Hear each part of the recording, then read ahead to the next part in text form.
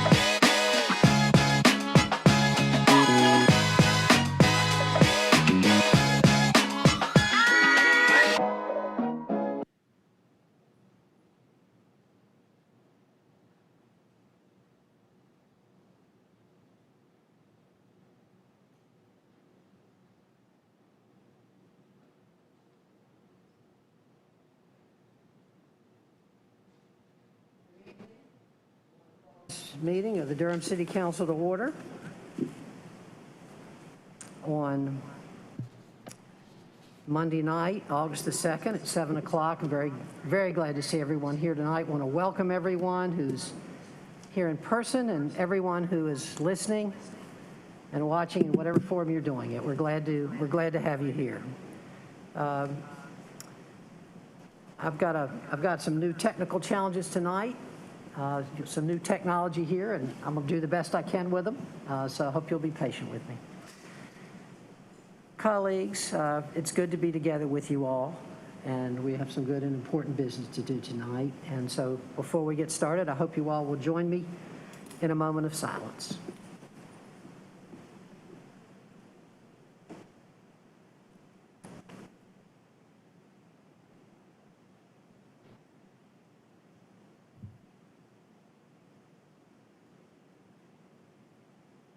Thank you.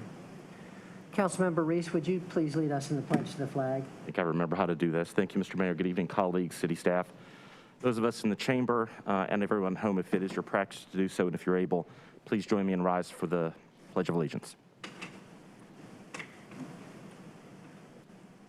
I pledge Allegiance to the flag of the United States of America and to the republic for which it stands, one nation, under God, indivisible, with liberty and justice for all. Thank you, council member. It's good to have you back, and good to have you leading us in the pledge. Thank you so much. Madam Clerk, will you please call the roll? Mayor Schul. Aye. Mayor Pro Tem Johnson. Here. Councilmember Caballero. Here. Councilmember Freelon. Here. Councilmember Freeman. Present. Councilmember Middleton. I'm here. Councilmember Reese. Right here. Thank you. I think I was supposed to say here and not aye, Madam Clerk. Is ready. Thank you. I am here. Colleagues, we are fortunate tonight to have one important ceremonial item, and I believe that Major Tate will be receiving that item. Is he here? Or is he here virtually, do we know?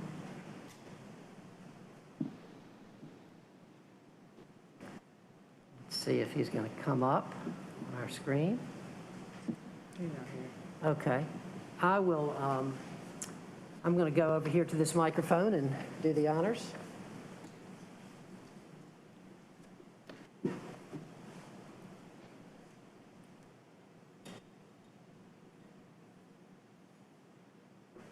This is a proclamation for National Night Out. As you all know, this is always a really fun and important evening in Durham where many, many neighborhoods gather to have celebrations and to talk about how to build a safer community. And I'm looking forward very much to it. So here's our proclamation tonight. Whereas after taking a year off for in-person events due to the COVID-19 pandemic, National Night Out in Durham is a go on Tuesday, August 3rd, 2021. And whereas the city of Durham will observe the 38th annual National Night Out, joining forces with thousands of other communities across the country in promoting cooperative police community crime prevention efforts. And whereas the local National Night Out 2021 theme, Back on the Block, pays homage to Durham's Back on the Bull campaign and encourages residents to continue doing their part to further stem the spread of COVID-19 and the Delta variant as encouraged by national and local health officials. And whereas Durham residents are committed to promoting and achieving National Nights Out public safety ideals, as more than 50 neighborhoods and community groups have registered with the Durham Police Department this year to observe National Night Out. And whereas National Night Out is sponsored annually by the National Association of Town Watch, spearheaded locally by the City of Durham Police Department, and formally championed this year by the City of Durham Fire Department, Neighborhood Improvement Services, the Durham County Sheriff's Office, and the Durham Housing Authority. And whereas National Night Out is supported by the active participation and in-kind services of Durham residents, City of Durham departments, community agencies, and businesses who are committed to the city's mission to provide an excellent, equitable, and sustainable quality of life. And whereas it is essential that all neighbors of the City of Durham come together with police and work together to build a safer, more caring community. Now, therefore, I, Stephen M. Schewel, Mayor of the City of Durham, North Carolina, do hereby proclaim August 3rd, 2021 as National Night Out in Durham and call upon all residents of the City of Durham to join in support of the Durham Police Department. Witness by hand this, the second day of August, 2021. Hello? Hello? Hello? We got Major Tate. Yes. Great. Major Tate, were you able to hear that? Yes, sir. Well, Good evening, everybody. thank you for being here tonight with us. And do you have a few words you would like to offer about National Night Out? I do, sir. Go ahead. On behalf of Interim Chief Sherry Montgomery, we would like to thank the council members for National Night Out support and participation. National Night Out neighborhoods, coordinators, and residents are very enthusiastic about this year's observance. Members of the Durham Police Department share that same enthusiasm.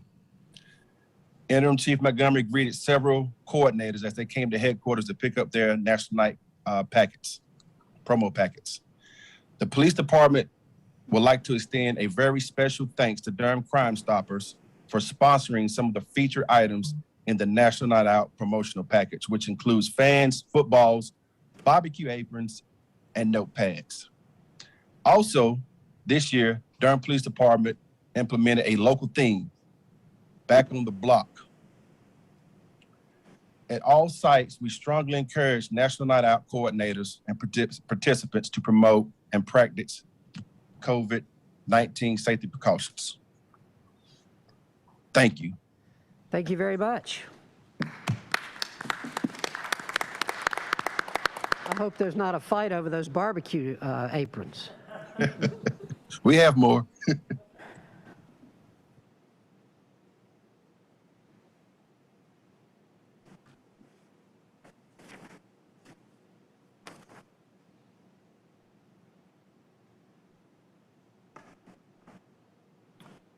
All right, colleagues, we're now going to move to announcements by members of the council, and I'll start. You all will see that tonight, I and all of my colleagues are wearing masks. Last 2 weeks ago, we were in a very different place in Durham. At that time in City Hall and here in the council, our rule was that if you were not vaccinated, and you could go unmasked, and if you were not vaccinated, you were to be masked here in City Hall and at our meetings. Tonight, you will see that we've been forced by the Delta variant to change that practice. So we are masked tonight, and we're asking everyone else who enters City Hall to be masked, and we will be officially beginning that policy today. Thank you, Madam Manager, today. I have another important announcement. Is Mr. David Boyd available?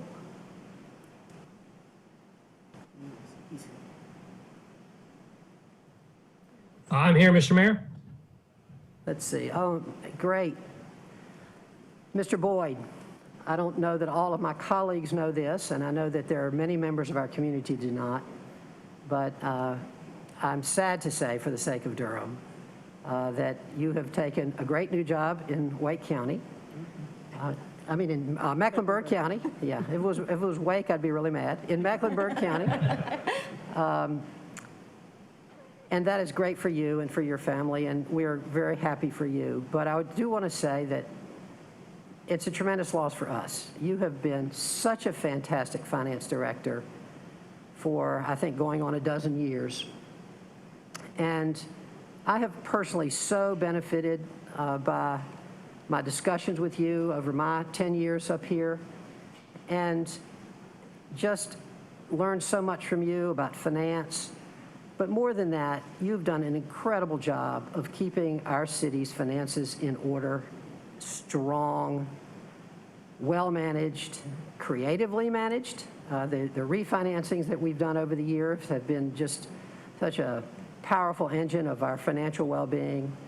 The way in which you've interacted with the finance and the budget departments, the way in which you all have interacted have been just, I've really enjoyed watching that over the years in our budget retreats. And I just want to say to you, Mr. Boyd, thank you. We're really going to miss you, David. And you have been just an incredible, incredible finance director. We wish you Godspeed, and just are really, really going to miss you here in Durham. So would you like to say a few words to us? Thank you very much for that, Mayor. I couldn't have done all of this by myself. I've got a great team in the finance department that we've been able to build over the last dozen years, and the support that I've received from Wanda Page, who was part of the group that hired me, and then all of you on council have been exceptionally supportive of employees as well as the finance department specifically. Hopefully, I've been able to take the sometimes dry accounting bean counter information and convey it in a way that made sense to those of you who aren't. I've especially enjoyed working with you, Mr. Mayor, over the past 10 years that you've been on council or been the mayor. I know that every time we have some type of an item that you will most definitely want to pull that item and talk about it.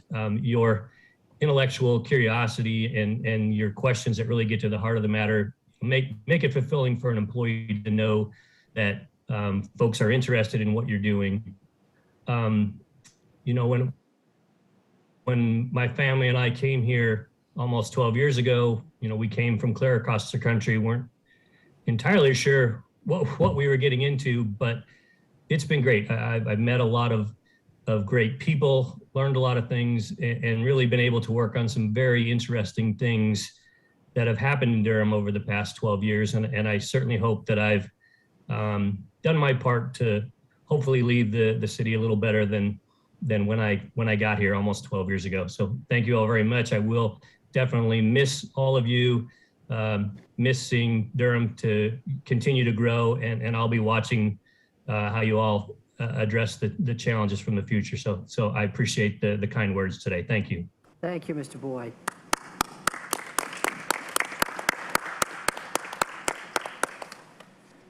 Madam Manager, would you like to just say a word about the interim leadership of the department, the finance department?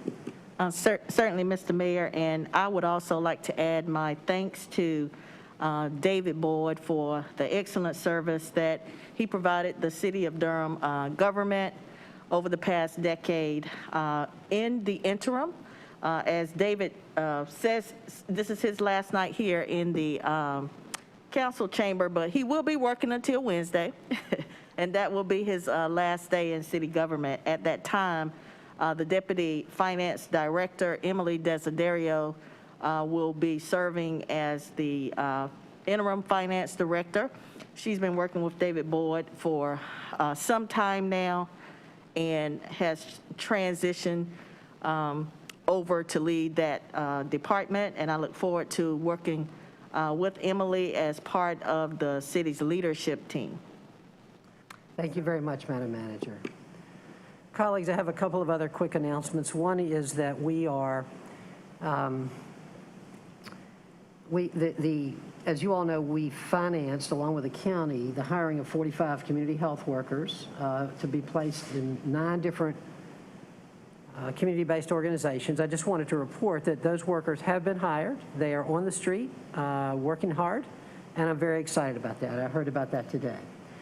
I also want to say that we are at a very different place with the virus than we were just a few weeks ago. 3 weeks ago, we had fewer than 5 people in the hospital in Durham with COVID.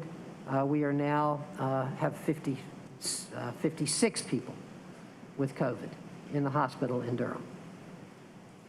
We're down to less than 5 cases per day. We now have more than 40 cases per day. This is a pandemic of the unvaccinated.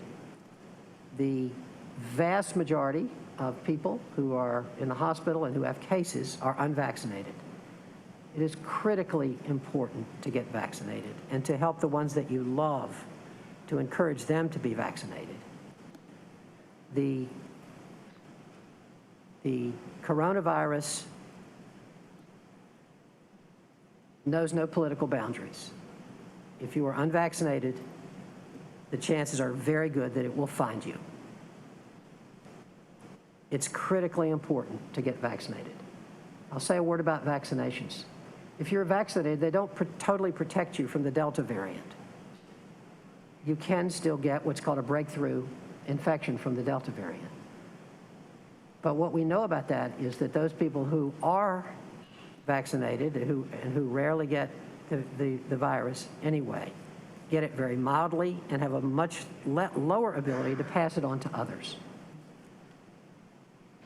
Please, I urge everyone in the community to get yourself vaccinated. If we are serious about beating this virus, we really have to encourage everyone in our community to do that.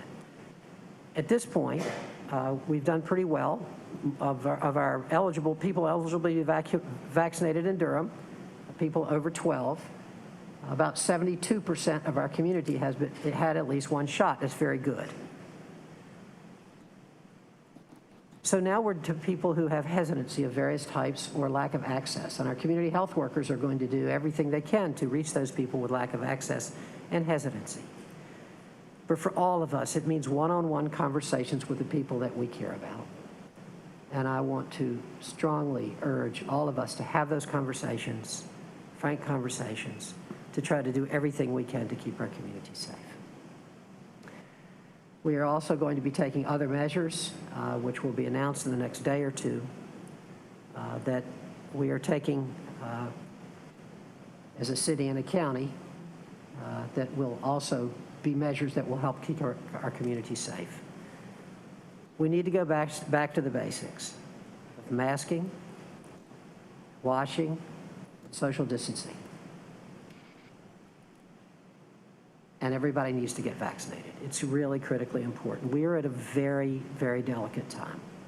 And I just want to plead with everyone to please, for those people that you know and love who are hesitant, have that extra conversation. Listen to their objections. That's really important. And then have those conversations.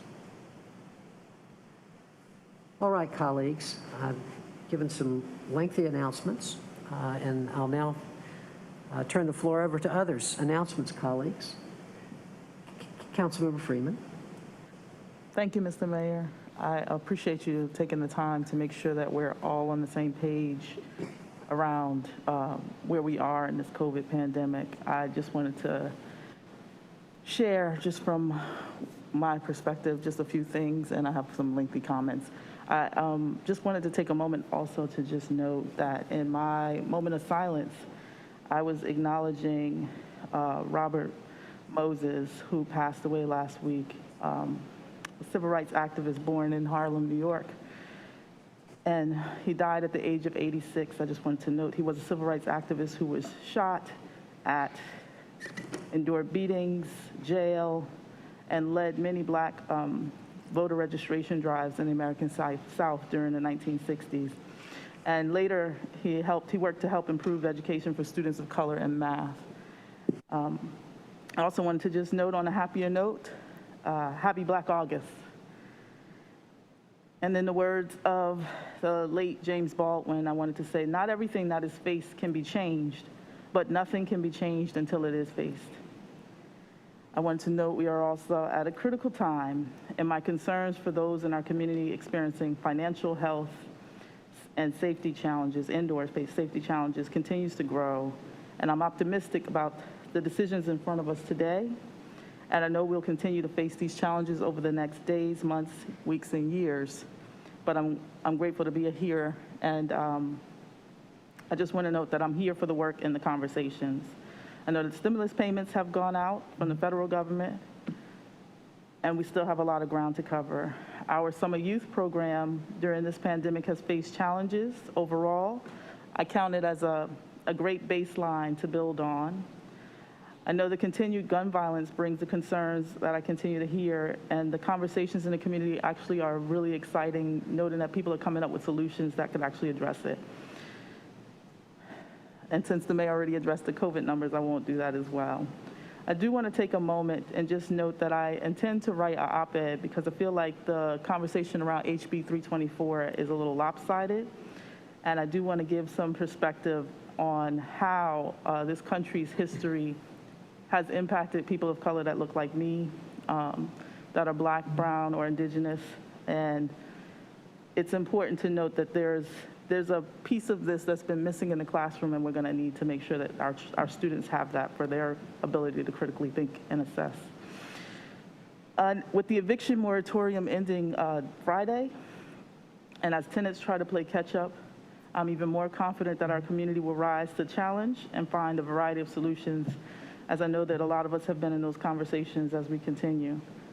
I will just note that these are all the things that have been going on the last few weeks, and I just wanted to take a moment and say, even though there's a pandemic, we still have work to do, and we still have to meet these challenges, and I look forward to doing that. So thank you. Thank you very much, Council Member. Other announcements, colleagues? Councilmember Middleton. Thank you, Mr. Mayor. Good evening. Good evening to everyone that's in the chamber and everyone at home watching. I want to take firstly a point of personal privilege and recognize my former seatmate who's in the building tonight, Representative the Honorable Vernetta Alston, former Ward 3 council member who's in the building tonight. Couldn't stay away, huh? It was good to see you in the building. Mr. Mayor, I want to thank you for acknowledging the hiring of the vaccination ambassadors. Looking back when and I want to thank my colleagues for deciding to expedite that contract rather than going through a traditional RFP process. I want to thank my colleagues also at the county for partnering with us. Given the numbers and what's going on now with the Delta variant, seems like it was the right thing to do, to expedite it, and who knew that we would need them the way we need them now. I know for several of us up here, when we got vaccinated, it was a bit of a media event, and we tried to spur people, particularly in the BIPOC community, to get vaccinated. I want to underscore that and just emphasize, if you are watching tonight and you have not been vaccinated, please get vaccinated. I don't know how to be more compelling than just rolling up our own sleeves and putting your own body in front of a needle. I trust the Black women that helped develop the vaccine.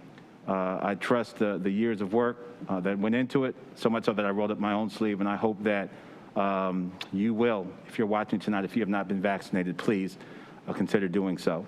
If there are people you need to talk to, if you have hesitancy or questions, whether it's a trusted faith leader or a community leader or a healthcare provider, please get your questions asked and engage in discussions to help address your hesitancy in getting the vaccine. Mr. Mayor, I wanted to just make a quick announcement tonight. A couple of weeks ago, I talked about a group of young people from Durham who were participating in the Junior Olympics in Florida. I know a lot of us are focused on the big Olympics, but the United States of America Track and Field Association held the Junior Olympics in Florida. Almost daily, I get called by people in the media to talk about gun violence in our city. But there are some other headlines going on in our city as well, and there are some other things that are going on in our community. And I'd love opportunity to talk about things like this. I want to send a shout out to Coach Carter and President Beasley of the Bull City Track Club. When I get the numbers right, we had about 57 young people, mainly Durham residents, participate in the Junior Olympics. They made it back home safely. We ended up with 30 All-Americans and 1 relay national champion. Put that on the air tonight and in our newspapers tomorrow. Let me say that again. 30 All-Americans and 1 relay national champion here from Durham who participated in the Junior Olympics. I want to send shout-outs to them, congratulate them. Go Durham, and you made us proud. That's it, Mr. Mayor. I want to thank you, Madam Manager, for your leadership in buckling up the ship and readying the house for what's coming with these increased numbers with COVID. You know, it's one thing for a government to mandate, but it's much more powerful to model behavior. And I appreciate the modeling of behavior going on in the chamber tonight and amongst my colleagues. We know the masks aren't fun. They're not, you know, they're hard to breathe through sometimes, they're hard to talk through, but they're necessary and they work. So I want to thank you for your leadership, Madam Manager, and yours as well, Mr. Mayor, and to my colleagues. Thank you all so much. Yield back. Thank you very much, Council Member. Further announcements? Councilmember Freelon. Thank you, Mr. Mayor, and greetings, community members. I just wanted to build on something Councilmember Freeman said about, just very briefly mentioned Black August. And I wanted to wish you and everyone in Durham a happy Black August and just provide a little context for what Black August is. Black August is a time of year every year where we honor our ancestors and folks who are currently struggling for justice, social justice warriors, particularly in the Black freedom struggle. It started to commemorate the murder of George Jackson, who was a member of the Black Panther Party, and it was a movement that came out of prisons that was really about the grief and the revolutionary rebellion of Black social justice workers and their fight against mass incarceration and criminalization and to free political prisoners. So for a long time here in Durham, we've been recognizing and celebrating Black August. I see a member of the Spirit House tribe in the building. They do the Black August haiku every year. And we have a big event called Black August in the Park to celebrate and honor this history and heritage. So, you know, similar to Juneteenth or Black History Month, I think Black August is an important annual time for us to reflect and to celebrate the Black freedom struggle. So thank you for mentioning it. And I just wanted to share with the community a little more context about what Black August is and why we celebrate it. Thank you, Mr. Mayor. Thank you very much, Council Member. Colleagues, any further announcements? I just wanted to thank Councilmember Freelon. I didn't want to use all my time. Well, thank you, folks. That's right. All right, thank you all. We will now move on to priority items, and I'll first ask our city manager if she has any priority items tonight. Good evening, Mr. Mayor, Madam Mayor Pro Tem, members of the Durham City Council. I do have a few priority items for you this evening. Agenda item number 28, Consolidated Annexation, 405 T.W. Alexander, attachment number 12 was updated. Agenda item number 22, contract with Made in Durham. Pursuant to council's request, additional information has been provided in attachment number 2 under the priority items by the city manager, city attorney, and city clerk section of the agenda. Agenda item number 31, Durham Guaranteed Income Pilot. The item is being referred back to the administration. That is all I have this evening. Thank you very much, Madam Manager. Madam Attorney, any priority items tonight? Good evening, Mr. Mayor, Madam Mayor Pro Tem, members of the Durham City Council. It's good to see you all in person. The City Attorney's Office has no priority items this evening. Thank you, Madam Attorney. Madam Clerk, any priority items tonight? Good evening, Mr. Mayor, Madam Mayor Pro Tem, and City Council members. The City Clerk's Office has no priority items this evening. Thank you very much, Madam Clerk. Mr. Mayor, point of inquiry. Sure. May I ask, Madam Manager, what the issue is with item number 31, the guaranteed income pilot? City Councilman, the item was referred back due to continued negotiation with the contract. We do not anticipate there being a long delay in bringing it back forward, and the city attorney may have some additional information. Councilmember Middleton, the manager has given you all the information that I have as well. I understand there are a few contract details that still need to be ironed out, but we anticipate getting those completed fairly soon. My thanks to the manager and the city attorney. Thank you, Mr. Mayor. Thank you for that question, Council Member. Colleagues, before I move on to the consent agenda, I did want to also say I apologize to Representative Austin, who I got to give a hug to on the way in and then forgot to announce. So I want to thank Councilmember Middleton for recognizing her. We're so glad to have you here. Glutton for punishment. Really great to see you. And colleagues, I would like us to stay after our agenda for just a few minutes tonight to talk about our plans for future council meetings. I think we should talk about whether or not we want to continue to be here and encourage people to come and potentially have a large crowd in the room, or whether or not we want to go back to, instead of these hybrid meetings, go back to virtual meetings. And I'd love to get the wisdom of the council after the meeting, after our rest of our agenda. All right. We'll now move to the consent agenda. The consent agenda can be approved by a single vote of the council. The consent agenda consists of items that the council has previously worked on in work sessions. Members of the public or council members can pull an item from the consent agenda, at which time they will be heard at the end of the meeting. Item 1, Citizens Advisory Committee appointment. Item 2, Durham Bicycle and Pedestrian Advisory Commission appointment. Item 3, Durham Cultural Advisory Board appointments. Item 4, that item was pulled. Durham Cultural Advisory Board appointments was pulled by a member of the public. Item 4, Durham Historic Preservation Commission appointment. Item 5, Durham Homeless Services Advisory Committee appointments.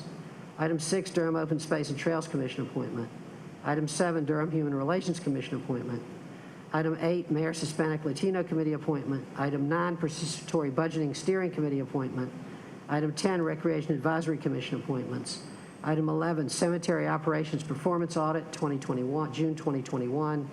Item 12, Bylaws for the Racial Equity Commission. Item 13, Approval of a multifamily housing facility known as Trails at Twin Lakes Apartments and financing with multifamily housing revenue bonds. Item 14, Contract with the Housing Authority of the City of Durham for the provision of tenant-based rental assistance services for 2 years, 2021 to 2023. Item 15, Interlocal Agreement with Durham County for the provision of housing assistance and related supportive services for 2 years, 2021 to 2023. Item 16, Agreement with North Carolina State University for the development, enhancement, and maintenance of the Triangle Regional Model. Item 17, Construction Contract with Crowder Construction Company for the North Durham Water Reclamation Facility Process Improvements Phase 2 construction. Item 18, Professional Engineering Services Contract with Hazen and Sawyer PC for the Western Intake Partnership Water Intake and Transmission Infrastructure Engineering Project. Item 19, Professional Services Contract with Raftelis Financial Consultants, Inc. for the Western Intake Partnership Governance. Item 20, City County Radio System Service Agreement Renewal with Motorola Solutions, Inc. Item 21, Change Order for the Durham Parks and Recreation Administration Building Air Handling Unit Replacement Contract with HM Kern Corporation. Item 23, Catch Basin Insert Pilot Study, SP 2021-01 Professional Services Contract. Item 24, Contract SW81 Public Works Street Maintenance Repairs 2021. Item 25, Contract SW81C Request for Qualifications for Inspections for Public Works Street Maintenance Repairs. Item 30, Contract for Booking Agent. Item 31, Durham Guaranteed Income Pilot, and this is referred back to the administration. General business, and so that's the consent agenda. Colleagues, you have heard the consent agenda. With the exception of item 3, I'll now accept a motion for its approval. So moved. Second. Moved by Councilmember Freeman, seconded by Mayor Pro Tem Johnson. Madam Clerk, are we going to use the clickers tonight? We are going to make an attempt, yes. Okay, great. Mr. Mayor? Yes. I have some electronic speakers, number 13 and 23. I think that the person for 13 meant 31 because they wanted to speak on the guaranteed income.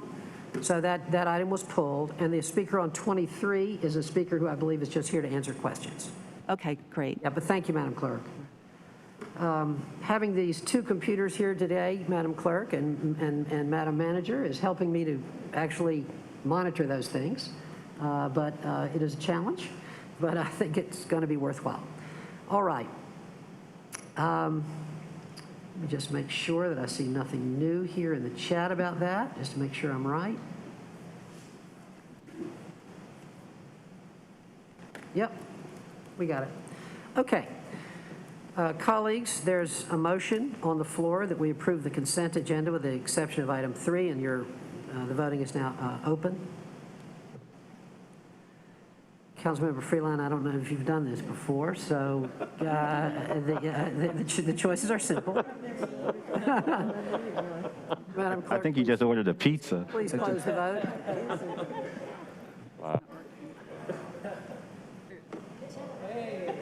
Nice job. He is a very, very quick learner. Mr. Mayor, the motion passes 7-0. Thank you. Madam Clerk, it's been a long, long time since we've done that. Thank you. All right, colleagues, we will now move to the general business agenda, and we'll take up that other item at the end of the meeting. We are now at general business agenda public hearings, and we'll begin with item 27, Consolidated Annexation Parcel K. And I believe we're hearing from Mr. Cultra. Welcome, Mr. Cultra. You are. Good evening, Mayor Schewel, Madam Mayor Pro Tem Johnson, and honorable city council members. Danny Cultra here representing the planning department tonight. The first thing I would like to do is state for the record that all planning department hearing items have been advertised and noticed in accordance with state and local law, and the affidavits for those notices are on file in the planning department. Requests for the voluntary annexation, utility extension agreement, and the future land use map or flume change and zoning map change was received from Jared Edens of Edens Land Corp. For 4 parcels of land totaling 140.71 acres, and the location is at 2705 and 2725 East US Highway 70 and 4709 and 4793 Leesville Road. The site is presently zoned rural residential RR, industrial I, industrial park IP, and in the Falls Jordan Watershed Overlay District B or FJB, and is also within the suburban development tier. The applicant is proposing to rezone the property to planned development residential of 5.949 or PDR 5.949 for a maximum of 837 residential dwelling units consisting of 185 single family, 220 multifamily townhouse, and 432 multifamily apartment units. The property is currently designated low density residential, low medium density residential, and commercial on the future land use map or the flume. The proposed PDR 5.949 zoning is inconsistent with the low density residential and commercial future land uses. If the proposed zoning is approved, staff recommends a change to the flume to designate the property as low medium density residential, and this consolidated request would become effective on September 30th, 2021. The Planning Commission, by a vote of 1-11 at their April 13th, 2021 meeting, failed to recommend approval of the request. Since the Planning Commission hearing, the applicant made modifications to the development plan. They are proffering an additional commitment to install a traffic signal north of the site in the Brightleaf development at the Prospect Parkway and Northern Durham Parkway intersection, subject to NCDOT approval. They also added a graphic inset to the site improvement sheet on the development plan that shows the boundary limit locations for each housing type. And due to later discovery and per UDO requirements, they updated the building envelope in the northeastern section of the site based on a required minimum 480-foot distance cellular tower fall zone, which is located on an adjacent parcel. There are 3 motions required for the application. The first is to adopt an ordinance annexing Parcel K into the City of Durham effective September 30th, 2021, and to authorize the city manager to enter into a utility extension agreement with Jinx Investment LLC. The second is to adopt an ordinance for the rezoning and amend the future land use map. And the third is to adopt a consistency statement. Thank you very much. Staff and the applicant team would be available for questions. Thank you very much, Mr. Cultra. Colleagues, you have heard the report from staff, and I'm going to now declare this public hearing open. And first, I'm going to ask if there are any questions for Mr. Cultra. Councilmember Freeland. Thank you, Mr. Mayor. I saw that they offered to build the traffic light pending NCDOT approval, and I'm curious what that process with NCDOT looks like. Is this the type of thing that they would typically approve? You know, what are the chances of it not getting approved and that being taken off the table? Thank you. Thank you, Councilmember. Mr. Coltra? Councilmember Freelon, I would probably like to defer that to Bill Judge, who would have more intimate knowledge of that with NCDOT. So, yes, so this is Bill Judge, City of Durham, Department of Transportation. So the proffer would be subject to meeting the manual and uniform traffic control devices, traffic volume warrants for needing a signal. If it meets those and is approved by NCDOT, then the signal would be installed. Transportation and NCDOT in the neighborhood have been working together really at that intersection already and convert it to a multi-way stop. So I'm not 100% positive that it's actually going to meet the volume warrants for the signal.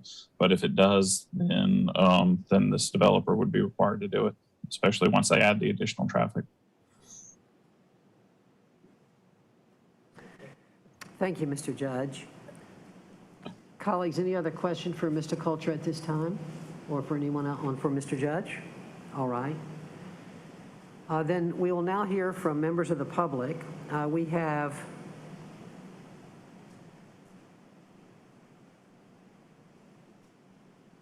(22) members of the public who have signed up to speak. We may have others also, Madam Clerk, who are here, but those are the ones that we have from the pre-sign up. Let me just, colleagues, if you will indulge me for a moment, let me just look through and see if there are other people who are planning to speak on this item, so I can figure out how long people will be able to speak.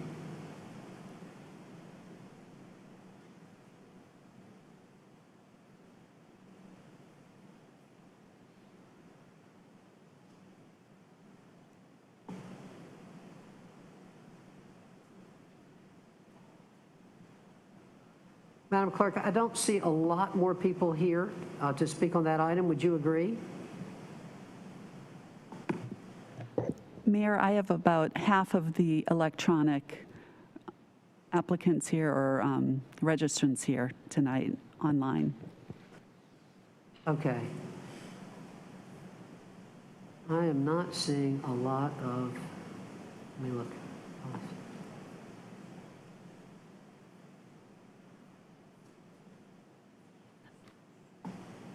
Colleagues, thank you for bearing with me.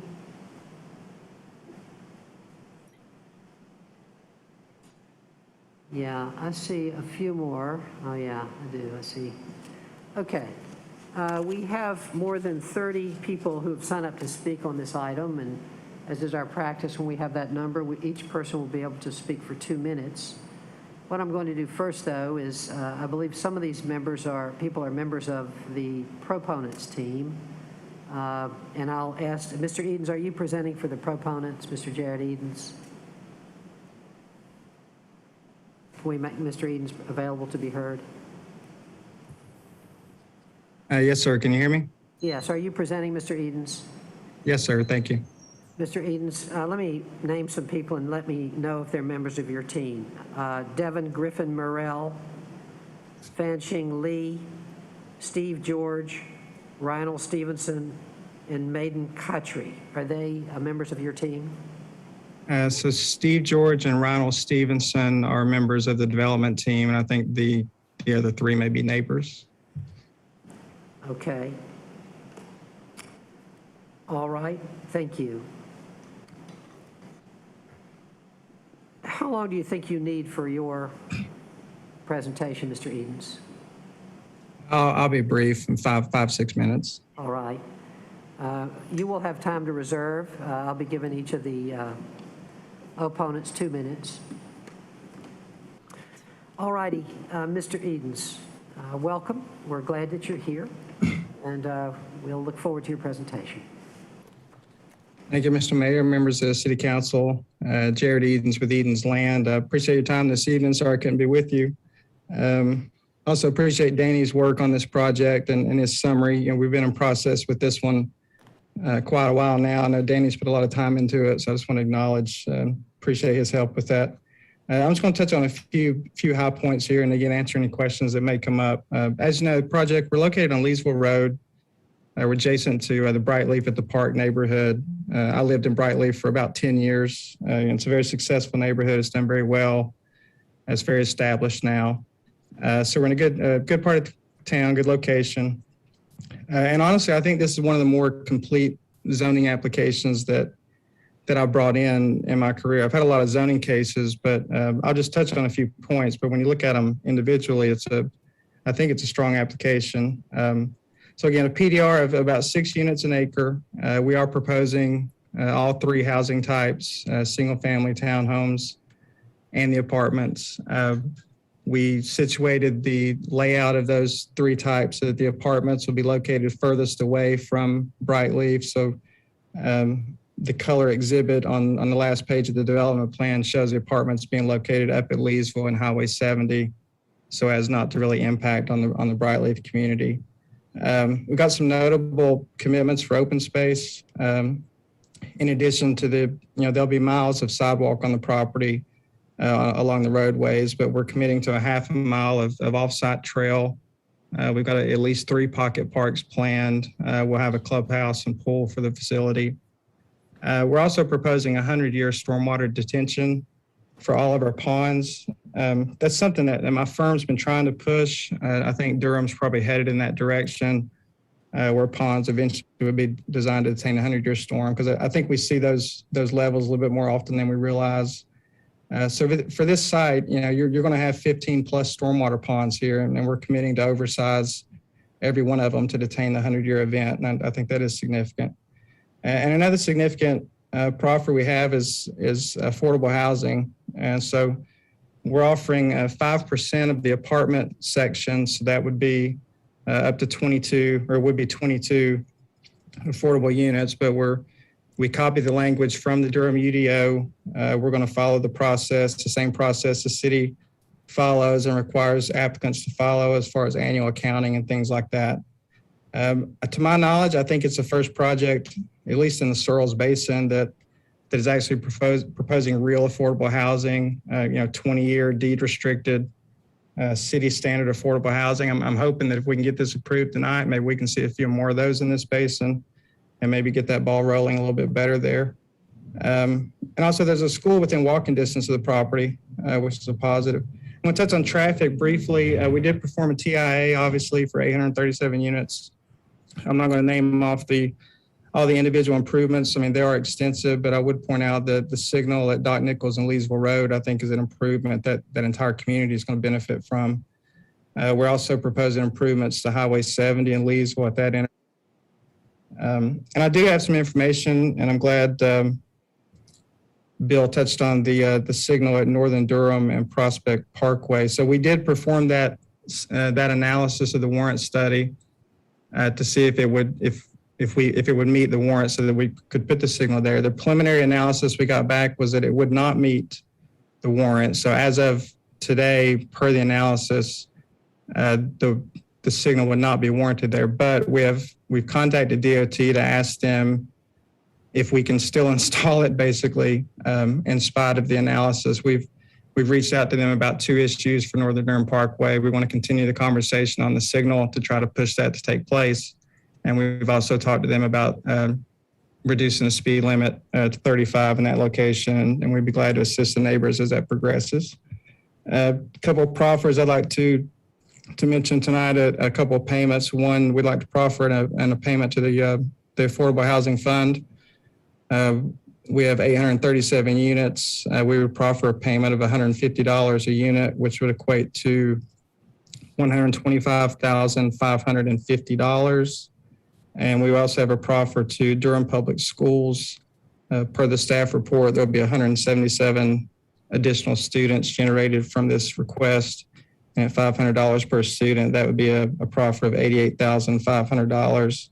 Both of these proffers will be due prior to the first final plat for the property. So in summary, again, I think there's numerous positives with the submittal. I think we're attacking it from multiple angles, both environmentally, affordability, traffic, and design itself. So I hope that we can get your support tonight, and I'd be glad to answer any questions you have. Thank you. Thank you very much, Mr. Edens. We appreciate your being here. We'll now move to other proponents who have signed up to speak. Mr. Edens, I'm going to assume that Mr. George and Steve George and Ronald Stevenson are not planning to speak unless there are questions for them. Is that correct? Yes, sir. Mr. George is my client. Mr. Stevenson is our traffic engineer if we have any of those questions. All right, thank you very much. All right, is Devin Griffin Morrell here? Either virtually or, let's see here. Clerk, let's see if we can. Hi, hello. Hi, how are you? I'm doing well. I appreciate you guys giving me the opportunity to speak this evening. We're glad for you to be here, and you have 2 minutes. Thank you. So my name's Devin Griffin Merle. I am part of the ownership group of an adjacent property owned by D.H. Griffin Infrastructure. So our family has owned the property for quite some time, and I've known Steve for about 2 years, Mr. Steve George. So I'm a proponent of the development. I think that they've proposed a plan that crosses all of the T's and dots all of the I's. I find them to be a really responsible and conscientious group, so I know that they're going to do the right things for the area. I just kind of want to hit a few highlights, some of which Mr. Edens already went over.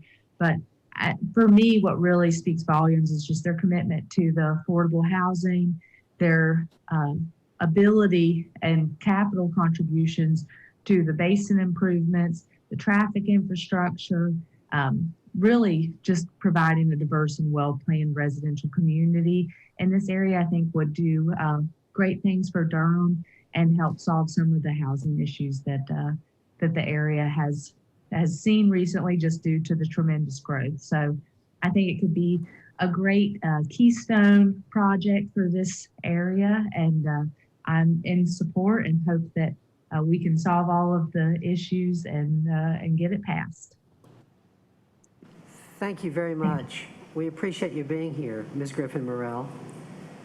We'll now hear from Fanxing Lee. Is Fanxing Lee available to be heard? Please come up.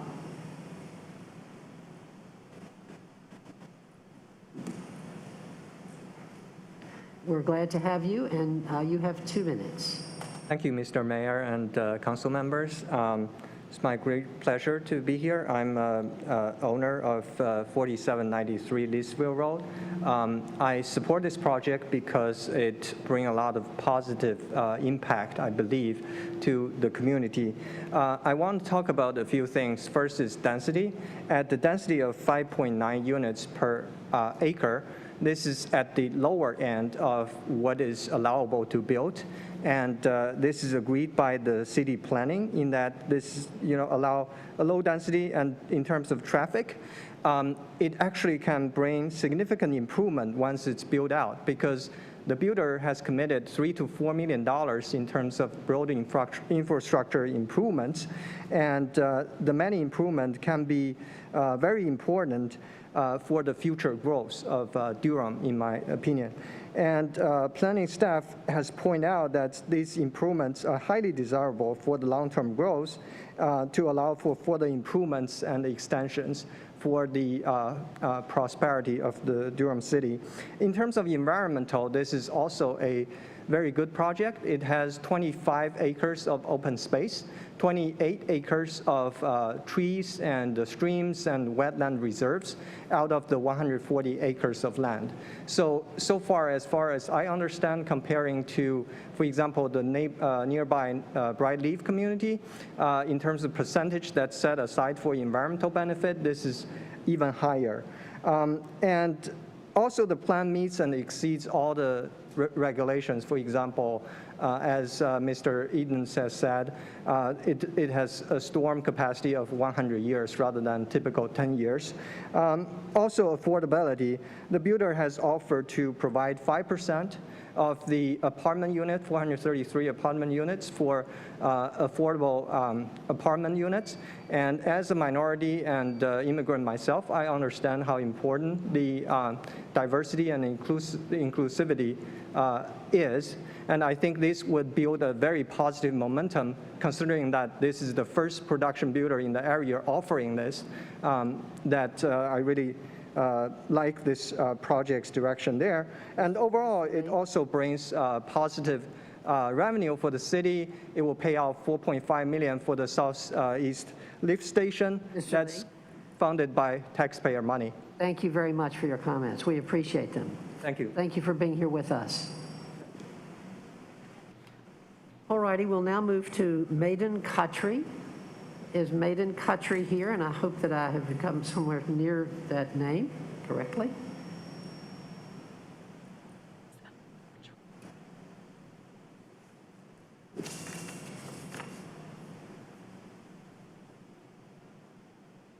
Let's see, how are we doing with finding her, Madam Clerk, or him? I'm not sure.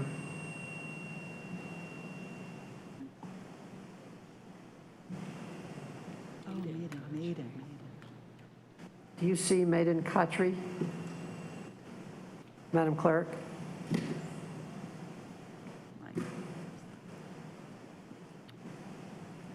One moment.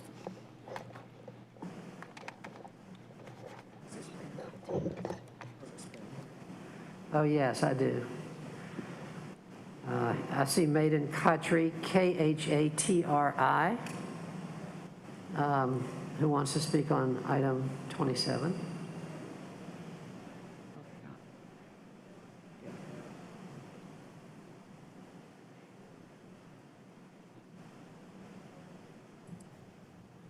Hello, can you hear me? Yes, thank you very much for being here.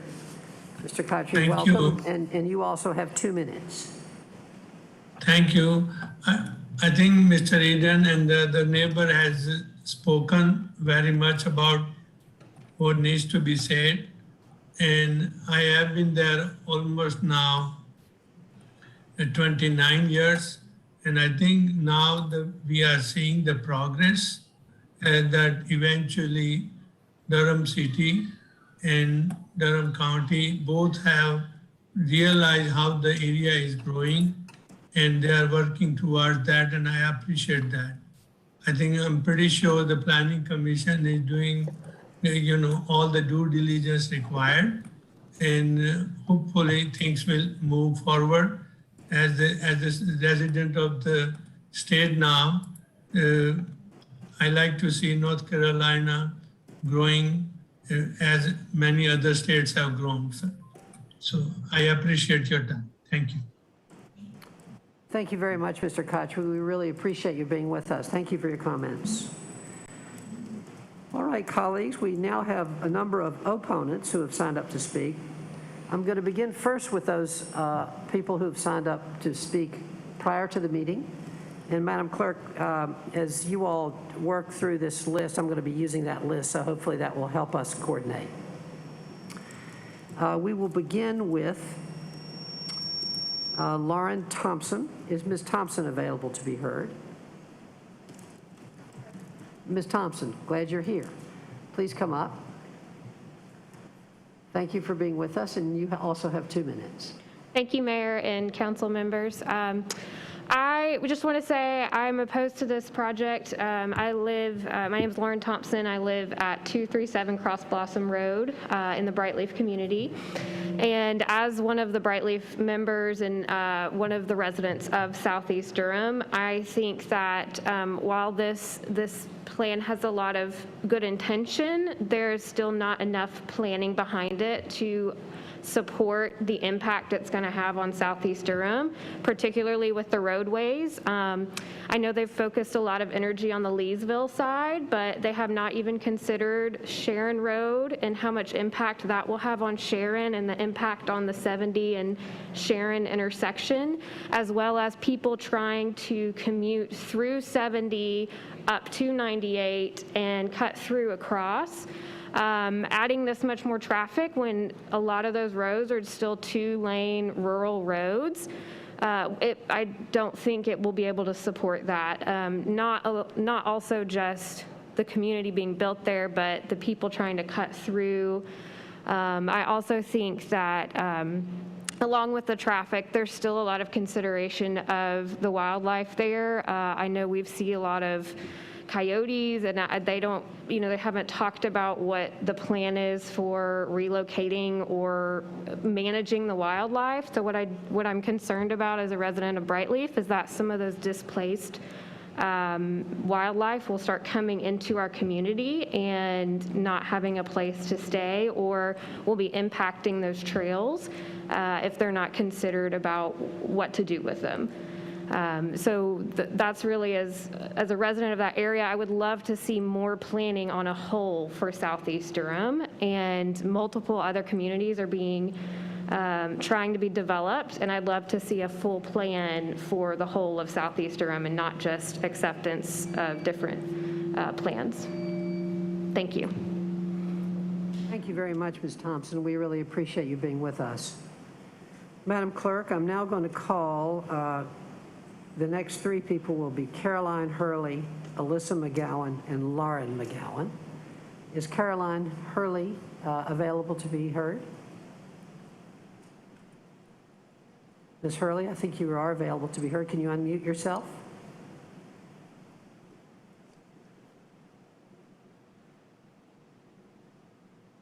Ms. Hurley, I believe you are available to us. Could you make yourself heard?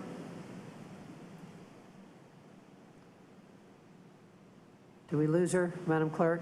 We did. Well, if she comes back, we will enjoy having her with us. We'll now move to Alyssa McGowan. Is Ms. McGowan available to be heard?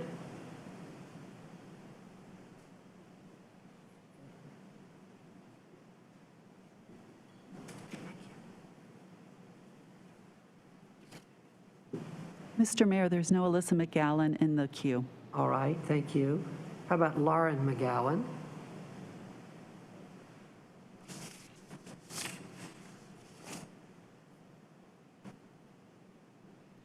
There's no Lauren McGowan either. All right, thank you. We will now hear from Hernani Crespi, followed by Jerry Fulmer, followed by Stephen Cannell.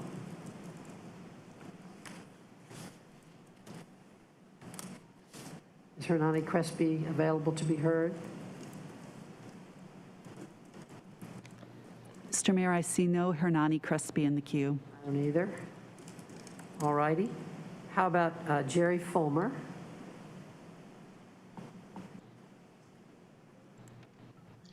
Good evening, Mr. Mayor. Mr. Fulmer, welcome. We're glad to have you. You have 2 minutes. Yes, sir. This will be short. Good evening, Mr. Mayor, and also the Durham City Council members. Thank you for giving me this time. My name is Jerry Fulmer, and I do reside in the Bright Leaf area. And, you know, even though I'm an advocate for development, I'm still not satisfied, and I'm still very unsure of the, as it pertains to the traffic infrastructure plan. It doesn't seem to be a plan, and I'm not saying a plan just for Circle K, but you got to include all those other areas because of the traffic, but especially as it pertains to the Sharon Road area and Durham Parkway. It just doesn't seem like there's been appropriate planning and those written plans for the traffic patterns and infrastructure that could affect or even make better that area. I know you mentioned that there's going to be a traffic light that could be on the Durham Parkway and the other intersection. However, that's again proposed. There's still not a definite plan on what that traffic pattern and infrastructure would be like. So as a result of that, me being still unsure, I'm opposing this project. Thank you. Thank you for being with us, Mr. Fulmer. Thank you. Now we'll hear from Stephen Neal, followed by Caleb Chapman and Nick Deal. I believe Mr. Neal's available to be heard. Welcome, and you have 2 minutes. Thank you. Mayor Schul, Mayor Pro Tem, council members, staff, and especially our friends at Brightleaf at the park. I'm Stephen Nill from 1021 Restoration Drive. I'm the co-founder of the Leesville Road Coalition. Thank you all for allowing me to speak tonight. Last Tuesday, we sent Mayor Schul and the council a response to his July 16th letter to us on traffic in Southeast Durham. He had spent a significant amount of time putting together figures and sharing information about Durham in general, and we thank him for that. While his data focus mostly on current conditions, our detailed analysis shows that with all the developments being approved in the Southeast Durham area, by 2027, traffic on Leesville Road will double the maximum daily trip capacity as approved by NCDOT. Building Parcel K and opening the connector road to Brightleaf will contribute significantly to this overcrowding. Even your support documents for this public hearing include some of that impact, but not all. The complete lack of public transportation in this area will not support your vision for a reduction in personal use of vehicle usage. In fact, with all the building, usage will greatly increase unless public transportation grows in connection to the comprehensive plan, and commercial development is intermixed throughout the area, allowing for walking and biking versus driving to the store. Additionally, NCDOT told us they won't even consider any road infrastructure improvements to this area until at least 2035. So we've asked for a slowdown in approving developments like these until these siloed plans can come together and some sort of rational infrastructure funding or bond plan can be developed. So we oppose the approval of Parcel K tonight. Thank you for your time. Thank you very much, Mr. Neal. We're glad to have you with us. We'll now hear from Caleb Chapman. Madam Clerk, is Caleb Chapman available to be heard? Yes. Mr. Chapman, welcome. You have 2 minutes. Thank you very much. I am Caleb Chapman. I am a resident of the townhomes here at Brightleaf, and I would like to oppose the adoption of Parcel K on 2 major grounds. Firstly, the grounds regarding the conservation of natural habitat, and secondly, for the connection to Brightleaf, since the townhouses include a private road. Regarding the first issue with the conservation of natural habitat, I am concerned about the habitat of the turkeys, the deer, the box turtles, the owls, and the bats and birds and such that live in this area in the streams, and that's where they make their home, about them being displaced or perhaps simply being forgotten about in this development. Secondly, I am concerned about the connection to the Brightleaf area, because in Brightleaf we have private roads, and these roads are maintained by our HOA, and the HOA will have to cover any increased maintenance costs and also any issues regarding traffic that is now moving through these roads that was not initially accounted for. Thank you very much. Mr. Chapman, thank you very much for being with us. We appreciate your comments. Madam Clerk, we'll now hear from Nick Deal, followed by Cynthia Whittall, and then Neil Mahan. So first I'll ask, is Nick Deal available to be heard? Hang on 1 second, Mr. Deal. Mr. Chapman, could you, yeah, thank you. Mr. Deal, welcome. We're glad to have you, and you also have 2 minutes. Thank you. I'll keep it very brief. People have already said basically what I was going to say, probably better than I would. My name is Nick Deal. I live at 434 Carthage Court in the Vistas at Brightleaf. I'm here as president of the Vistas Homeowners Association, and I'm representing our board in an official capacity. We are probably the most impacted by Parcel K development, as it backs up directly to a large number of our homes. But I want this to be clear, this isn't a case of not in my backyard.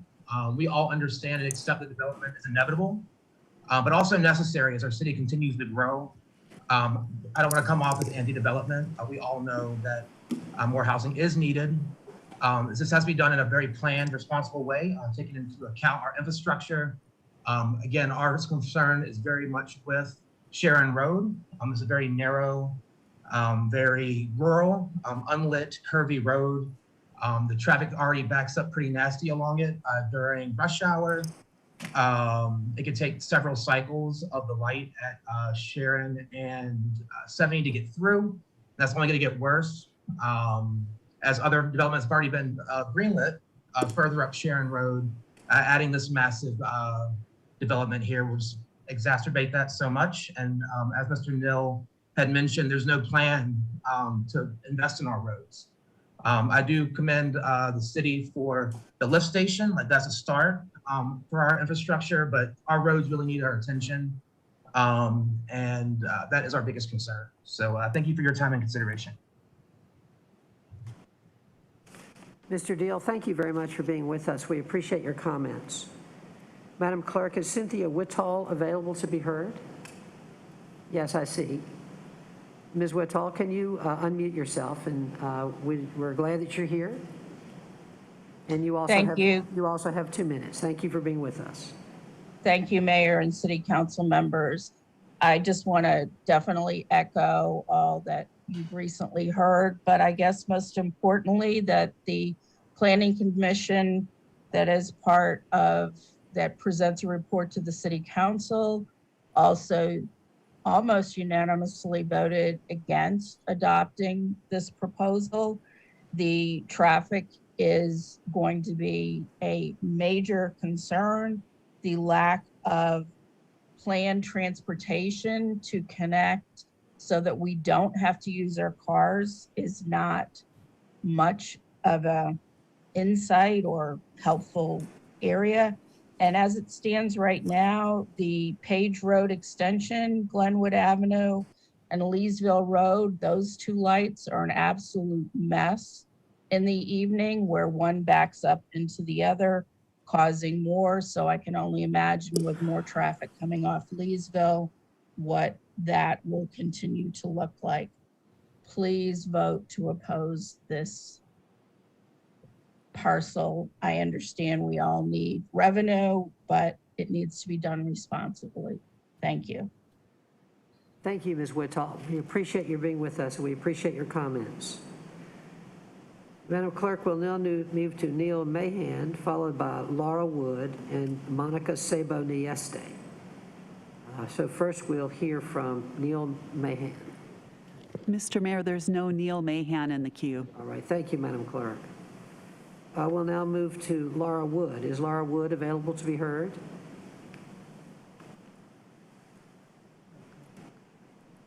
Mr. Mayor, there's no Laura Wood in the queue either. Thank you, Madam Clerk. Monica Sabo-Nieste.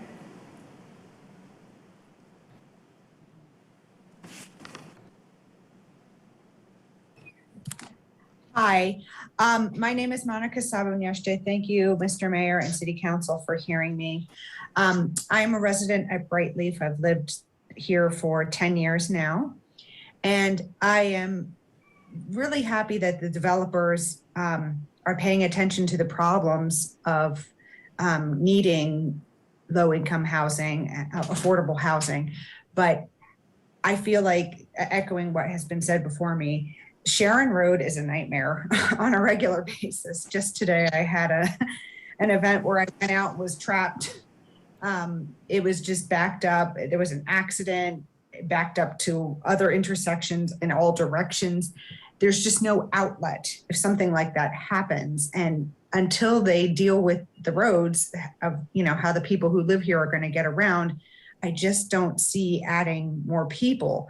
But like others have said, once they deal with the roads, I think I would be in support of something like this, but you have to put the horse before the cart. Otherwise, we're all going to be, losing our minds waiting in traffic. So that's my biggest concern. Thank you very much. Thank you very much for being with us, Ms. Sabo-Nieste. Thank you so much. Madam Clerk, we'll now hear from Adam Lamanna, followed by Marguerite Esri and Nicole Walton. So is Adam Lamanna present? Mr. Mayor, Adam Lamanna is no longer in the queue. All right. How about Marguerite Esri? Is Marguerite Esri with us? E-S-R-Y?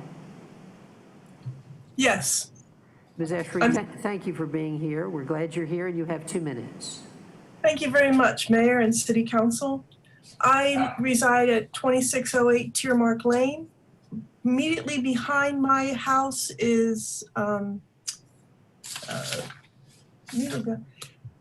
street that's going to back up to Parcel K. My concern is the elevation and the impervious surfaces. At this time, my house sits lower than the house behind me. When it rains hard, we get considerable runoff, not from their yard, but from their roof. The grass absorbs the water, but it's the roof, the impervious surface.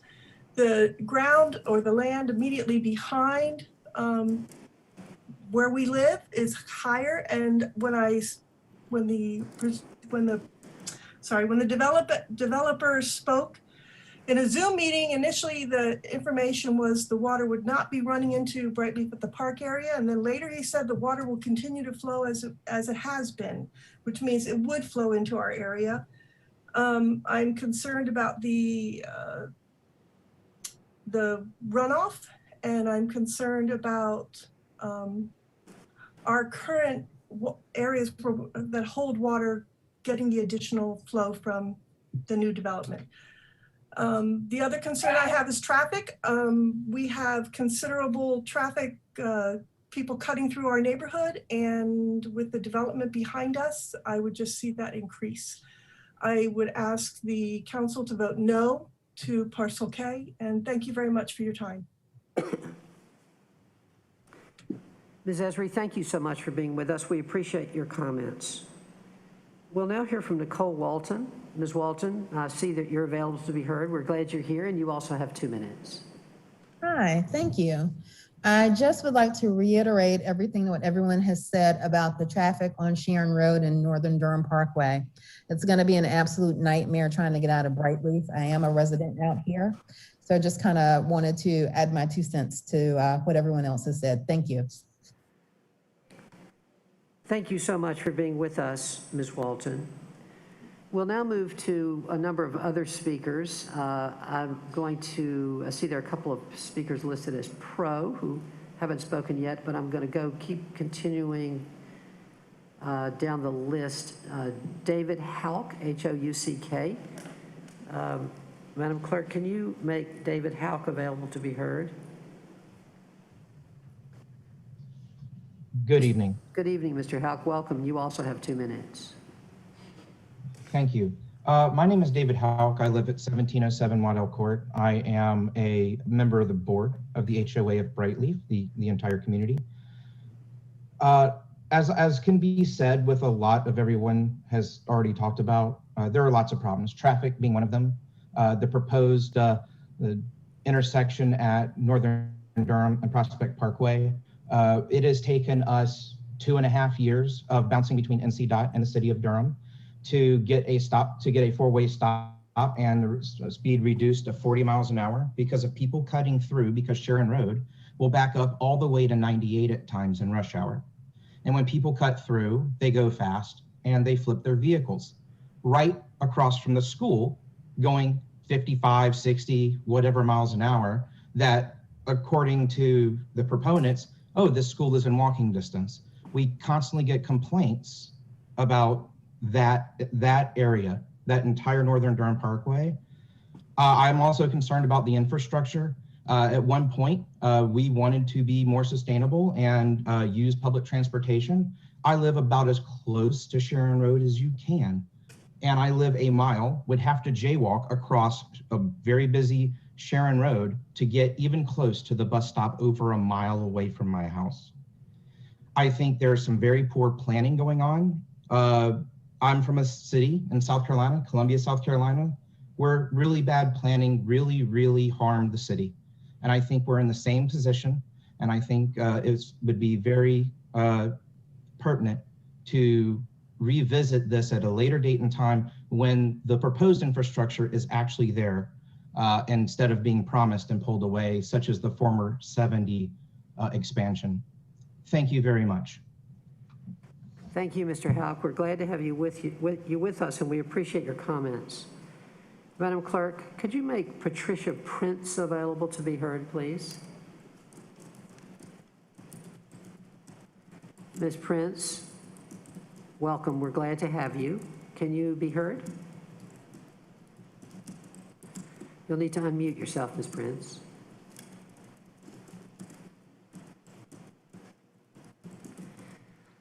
Ms. Prince, can you unmute yourself? The clerk has made you available to be heard.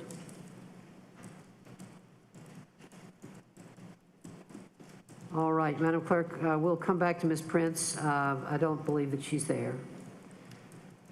All right, I see two other speakers who are, I'm sorry, one other person listed as an opponent. No, I'm sorry, two other proponents. One of them is here with us, Jackie Brown. Ms. Brown, welcome. We're glad to see you.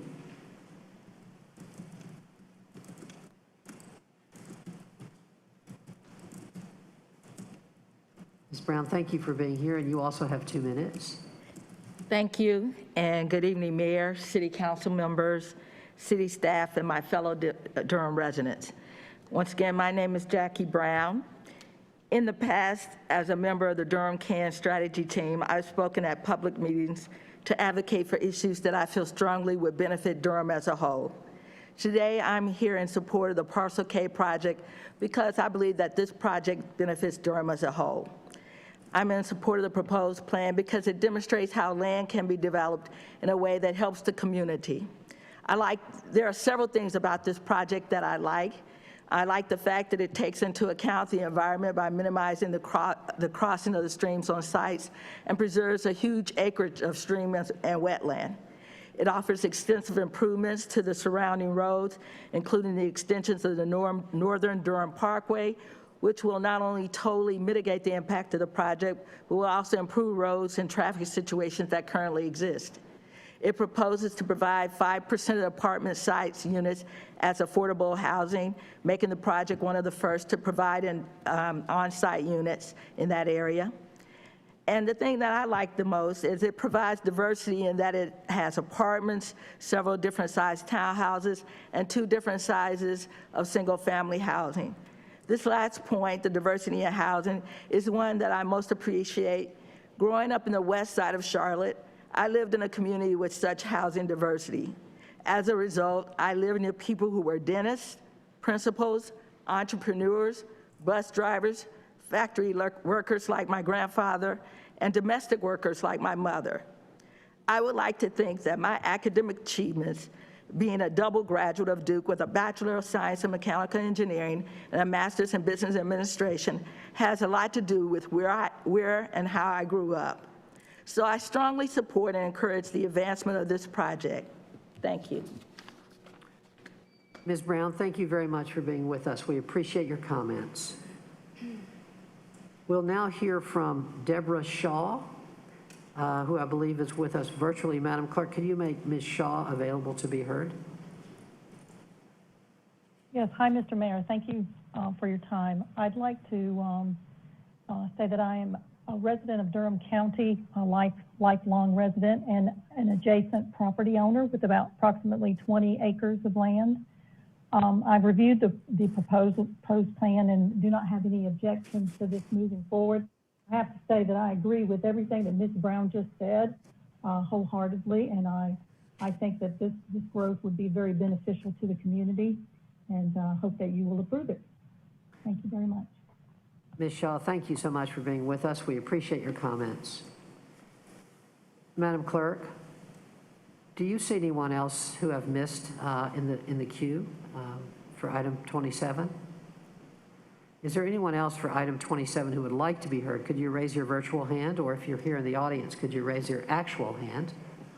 Is that correct, Councilmember Reese? I don't know if virtual versus actual is really virtual versus molecular or something.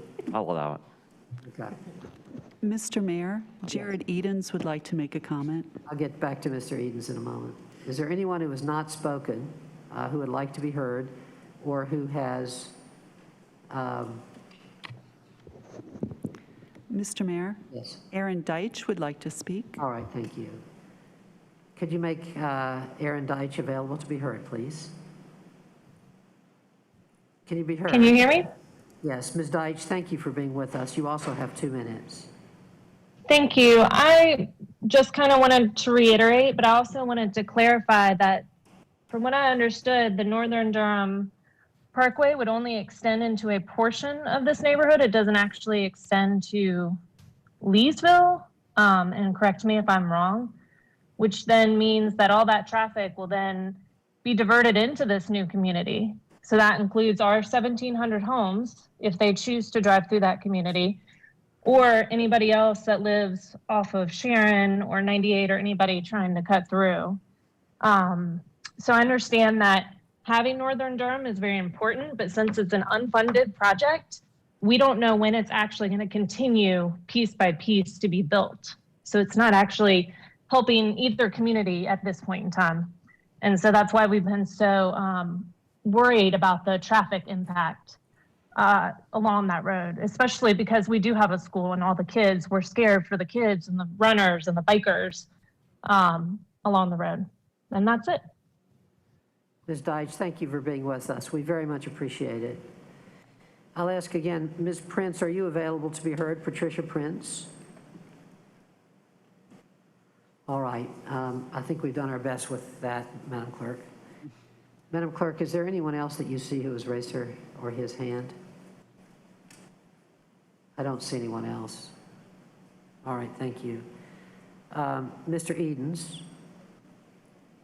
Madam Clerk, could you make Mr. Edens available to be heard? Mr. Edens, you still have some time. Go ahead. Thank you, Mr. Mayor. I just want to touch on, obviously, traffic seems to be the theme of some of our opposition. I understand their concerns for sure. I just want to talk a little bit about the traffic, the TIA process and what that entails and what it takes to what goes behind the scenes to get to where we are tonight. Before we even file the rezoning, we have a pre-submittal meeting with the NCDOT and City of Durham regarding traffic, and we work with Durham and DOT staff members to identify the different intersections adjacent to our property that we would need to study, based on current issues and what's going on in the area. One of the intersections we were asked to study was Sharon Road and Northern Durham Parkway, which is the intersection that has been referenced several times tonight.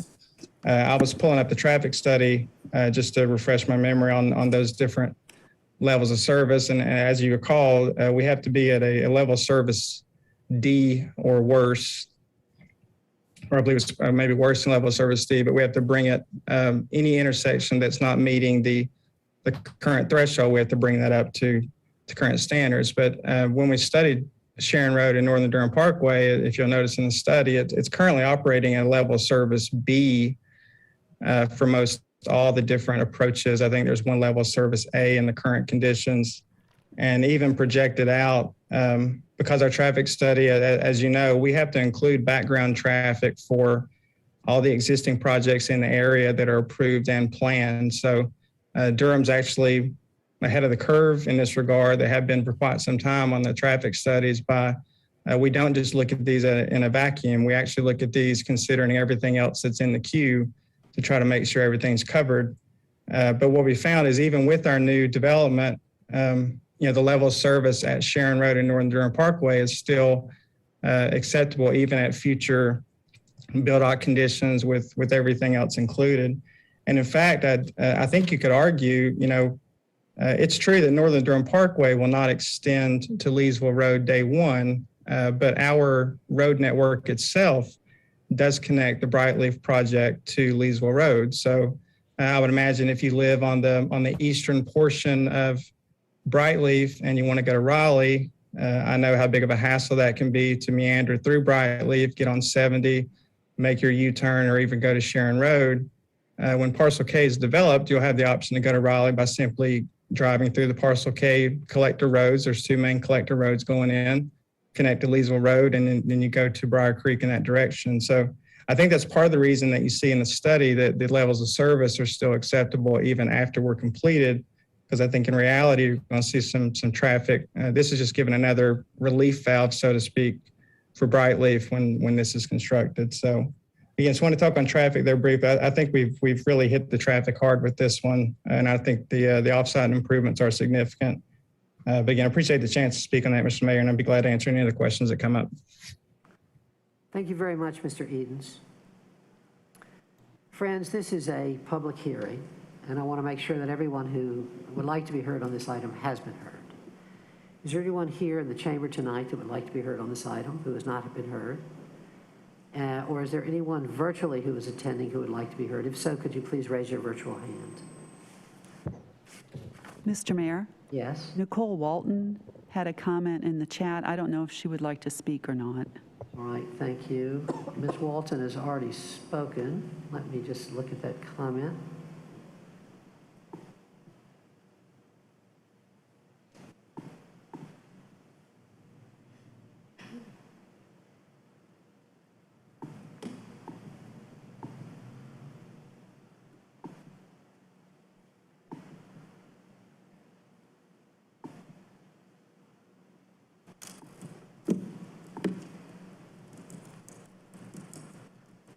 I think we're okay. Thank you. Ms. Walton, thank you for your comment. All right. Is there anyone else who would like to be heard on this item who has not been heard? All right. Colleagues, I'm going to keep this public hearing open and ask for your comments or questions. Madam Mayor Pro Tem. Thank you, Mr. Mayor. I had a question for staff about Sharon Road. A lot of the people who came to speak tonight mentioned Sharon Road, but it doesn't seem to be directly adjacent to the development. I was wondering if what impact we anticipate this development having on Sharon Road, if any.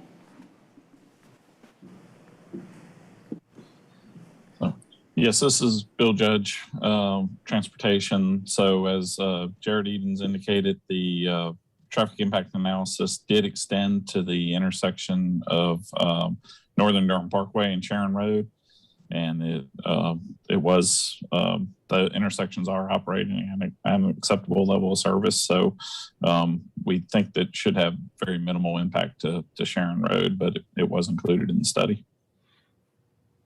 Great, thank you. So just that intersection would be impacted, or that's the only intersection that we think would be impacted significantly enough to look at?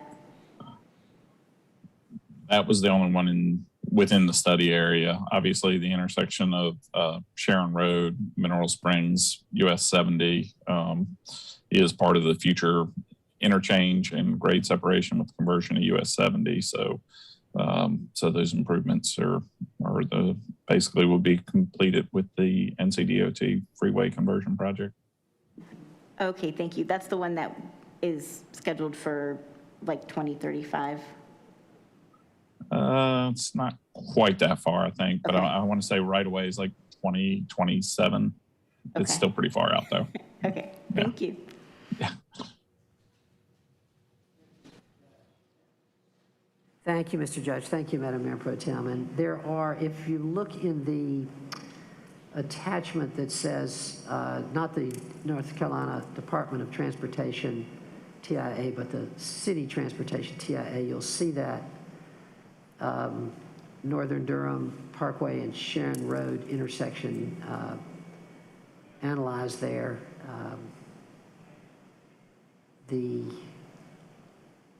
At the AM and PM peaks, and you'll see it confirms Mr. Judge's comments. Thank you. All right, other comments or questions, colleagues? Councilmember Caballero and then Councilmember Middleton. Thank you. Good evening, everyone. I had a couple other questions for staff, just based on some of the comments that I heard from some of the opponents. Both Leesville and Sharon Road are state-maintained roads, correct? Correct. They are both state-maintained roads. And I thought I heard, and I wanted to thank Mayor Schul, because the exchange between some of the residents out there was really, really helpful. It seemed that NCDOT has no plans to address any of the issues out at Leesville Road for, I thought I heard till 2035. I was just wondering if we had any idea about Sharon Road. So there are no roadway improvements funded through the NCDOT TIP process other than the conversion of US 70 to a freeway in this area. So that project is funded, and that would include, as I indicated, the interchange at US 70, Miami, Mineral Springs, would include a grade separation at Page Road extension and a road extending Page Road up to Leesville. But in terms of like the extension construction of Northern Durham Parkway or Andrew Avenue and an interchange there at Andrew Avenue Extension. Those improvements are on our adopted long-range plan, but none of those are funded at this point. I have another question about Northern Durham Parkway. Did the developers, I was out there today, and it's a 45-mile-per-hour road, and I thought that it was shared that he was willing to work with the neighbors to get that lowered, and I just didn't know if I misheard. Yes, so the neighborhood and the city and NCDOT have been working together on a number of changes within Brightleaf at the park to the roadway. It was designed and posted at 45 miles per hour because it's intended to be basically a 4-lane divided roadway, similar to larger facilities such as, like Martin Luther King Jr. Parkway across southern Durham. But the state has agreed to lower the speed limit, and we're working on that now. Thank you. Are there any other traffic calming that we would be allowed to do out there? I know we'd have to go through NCDOT, but you know how some of our roads we're real limited on what traffic calming we can do. I'm just thinking because of it's a school right there, and I know around. Well, we did make some changes at the school to improve the crossings and high visibility crosswalks, as well as flashers. As part of that, beyond that, in terms of like speed humps or other types of things, it's unlikely that the state would approve that for that type of facility. But we have been working with them to the extent that we can. Okay, thank you. Thank you very much, Council Member. Councilmember Middleton. Thank you, Mr. Mayor, and I want to thank everyone who participated tonight, either in the room or virtually, for taking the time to help us get to a decision on this important case. And really, therein lies the rub for me. We have to make a decision, an actual vote. And oftentimes in these debates and discussions regarding annexations and zonings and approving project development, there are comments that are helpful. Some of them are interesting. Some of them are titillating. But sometimes it's challenging to distill those comments into actually actionable policy. What does it mean when we say certain things, and how does that translate or inform a particular vote? I live in Southeast Durham, and I'm aware of the traffic there. Sometimes even coming down Miami to get to 70. That Ellis Road light, and then that light right there to turn on the 70, pack a snack. It's a growing city, and folk want to be in Durham. I do, however, want to first I want to say something about when we float the idea of a plan, this plan that we need for Southeast Durham, and that plan relative to making decision in real time right now. Plans are only as good as the council that has to honor them or vote on them. And I want to kind of disabuse ourselves with this notion that if we just kind of put our heads together and come up with this plan, that'll solve all of our problems. We need to have a plan, but there may be a different council that sits here by the time that plan is put in place. And there's no magic pill, I believe, that's going to, unless we want to use a word that has been bandied about, but no one wants to really seem commit to it. Anything short of a moratorium on approving development in this area is going to require us to substitute some variables in very concrete terms. And I'm going to try and get some of those. I'm going to ask a question to the proponents and the opponents relative to that, filling in some of these variables, at least for me. I'm old enough to remember when some of the folk that are complaining about the traffic used to be the impending traffic problem for people who were already there. And now, what a difference a closing date can make.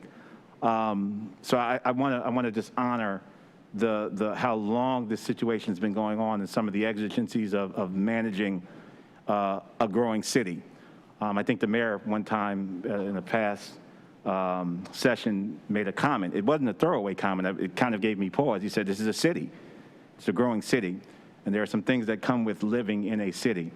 So with that said, I want to ask the opponents. If Mr. Neal from the Leesville Road Association, I don't know if he's still on, but he made a comment that intrigued me. He said to slow down. He didn't use the word moratorium, but rather to slow down development. And as a decision maker, I'd like to know from the Leesville Road Association, what does slow down mean? And what are the metrics, what are the hard metrics for approving a development under a slowdown as opposed to not approving one? What's acceptable under a slowed down regime of approving development in this area? Is it the number of units? Is it what the developer offers? So if I don't know if Mr. Neal is still on, but I'd like to put a question to the Leesville Road Association. Mr. Neal is here, council member. Mr. Neal, you're welcome to respond to Councilmember Middleton's question. Thank you. Wow, I didn't know I was going to get called on here, but I think what we're thinking of, we took a look at sort of where all these developments are, and they kind of look like a patchwork. And the challenge with the patchwork is that it really doesn't allow for contiguous improvement. So you have a development over here, and then you have more county land, and then you have a development over here. And it seems like development here is pretty much where the developers can buy land, then they just build. So while this happens, it doesn't really help work toward the vision that we've seen in the comprehensive plan about, more density, more sidewalk, more walking, more commercial, more small commercial. Even Mayor Pro Tem talked about, a small grocery store you could walk to buy a gallon of milk. None of this type of development is ever going to get to that point if it just continues to you continue to approve developments that are just like the rest of the ones that are here. If you add that to the fact that there is no transportation out here, I mean, Go Durham's cutting bus routes, not adding them. How are you ever going to get people that don't rely on cars to move to an area like this? So I think a little more forethought of where these things are put in relation to each other, and then how you manage the traffic that's here while finding a plan to start to dial back the traffic. It doesn't seem like traffic is going to dial back with any of the plans that we've seen over the past year and a half. I don't know if that helps any. We did send kind of some numbers on this back to the mayor, and the whole council was copied based on what's been approved already and what's in the queue. Now, granted, you may not do all what's in the queue, but there's going to be other things as well. Well, thank you, Mr. Neal. Does that help? That is indeed helpful, and I there's not going to be any slowdown of traffic anywhere in Durham because people are moving to Durham, so that's baked in. I do want to ask, however, again, pursuant to your slowdown prescription, could you help, as a person who has to cast a vote, could you help me by what would an acceptable development look like that doesn't impact traffic, that doesn't, I mean, what's the number of units, or what type of unit mix would pass muster under a slowdown regime to be approved for this area? I think it's a number that the combination of personal vehicles and public transportation can manage well. Again, I understand that we have in Durham, we have a lot of things that need to be fixed and changed in other areas of Durham than this. We just like this to not be the next area that needs to be fixed because of how things were done at this time. Does that make sense? I don't think there is such a thing as a number at this point. The number has to match, every other piece of infrastructure that's there, roads, schools, public transportation, all of those type of things. And right now, building all these communities is leading by a mile. There's no plan. There's no connection between the Tri-County Transportation Plan and the Durham Comprehensive Plan. There's no discussion about buses on any of these roads. There are probably residents here who would use them, and certainly the residents that you're trying to attract with apartments and with townhouse developments, probably more would use public transportation. But there isn't any, and there doesn't seem to be any plans for it. Oh, thank you. Final question, Mr. Neal. And I appreciate it. Listen, I resonate with much of your analysis, but I guess I'm looking as a person with the mantle of governance on them. How do I operationalize slowdown? I guess what I was looking for. But let me ask this. My suspicion is that if and when we do come up with a small area plan, many of the things it seems that this developer is telegraphing in their development plan is going to be the kind of stuff we're going to ask for in that plan.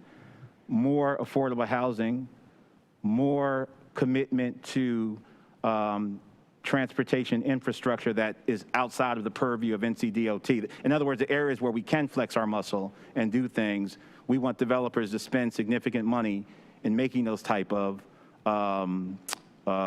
commitments and those type of expansions.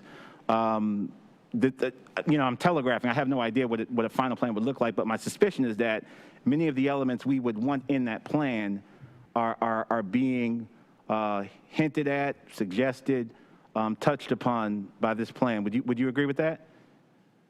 I would. It's a start, but the things that they don't control and you're saying that you can't control are the things that are going to hurt how it comes together. I mean, that's why we've talked about this idea about an infrastructure bond or something like that. Cities, counties take out bonds all the time, and not just for this area, but for other areas. We voted, for a $95 million affordable housing bond 2 years ago. There, roads. I mean, our national government is doing an infrastructure bond or infrastructure plan for roads. It's a hot topic. It's the time to get it put together. Thank you so much, Mr. Nair. I appreciate you. I'd like to ask Mr. Edens a question.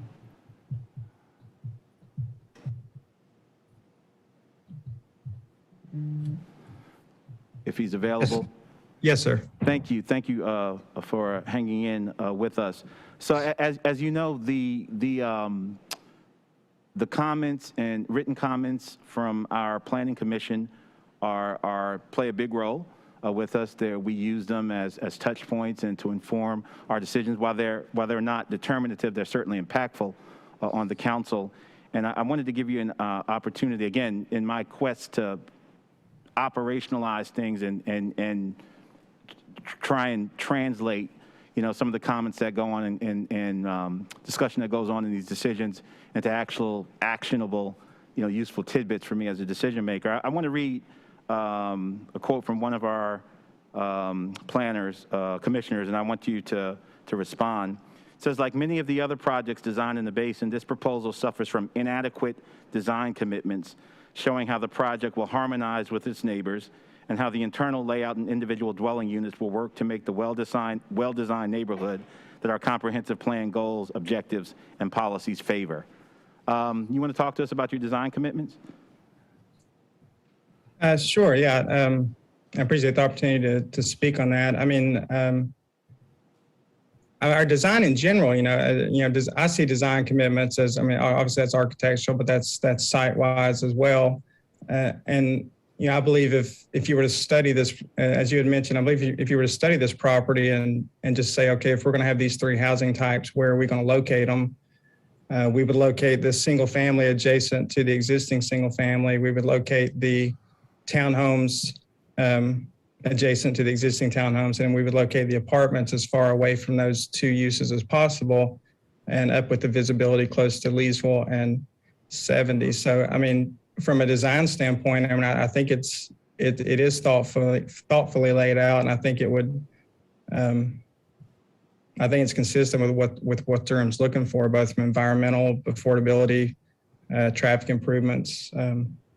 So yeah, I don't know what the specific issue was with that planning commission member, if they have any specific suggestions on what it should be, but I feel like that our approach this evening is pretty sound. Well, I thank you for that, and I'm going to really be listening intently to my colleagues' questions and comments during the rest of this debate. I will say, for whatever it's worth, I've sat through a number of these now. I imagine it must have been tempting to you to choose either a donation to our Affordable Housing Fund or affordable housing units. I don't think I've ever seen a developer propose both. I don't know how this vote's going to turn out and which way it's going to go, and like I said, I'm going to be listening intently to make my decision, but I do want to note that, at least in my tenure, this is the first time I remember seeing a commitment to a cash donation to our affordable housing fund and also building affordable housing units as well. So I thank you for that, and I look forward to the questions and comments from my colleagues. I yield back. Thank you, Mr. Mayor. Thank you very much, Council Member. Councilmember Covey, I'll come back to you in a minute. Let me just make sure anyone else have any comments or questions at this time? Councilmember Freeman, and then I'll get you, Councilmember Covey. Thank you, Mr. Mayor. I initially just had a question for staff regarding the comment that I heard around the HOA being responsible for maintaining the road once the connections were made, and I just wanted to get some clarity and make sure that that was not correct.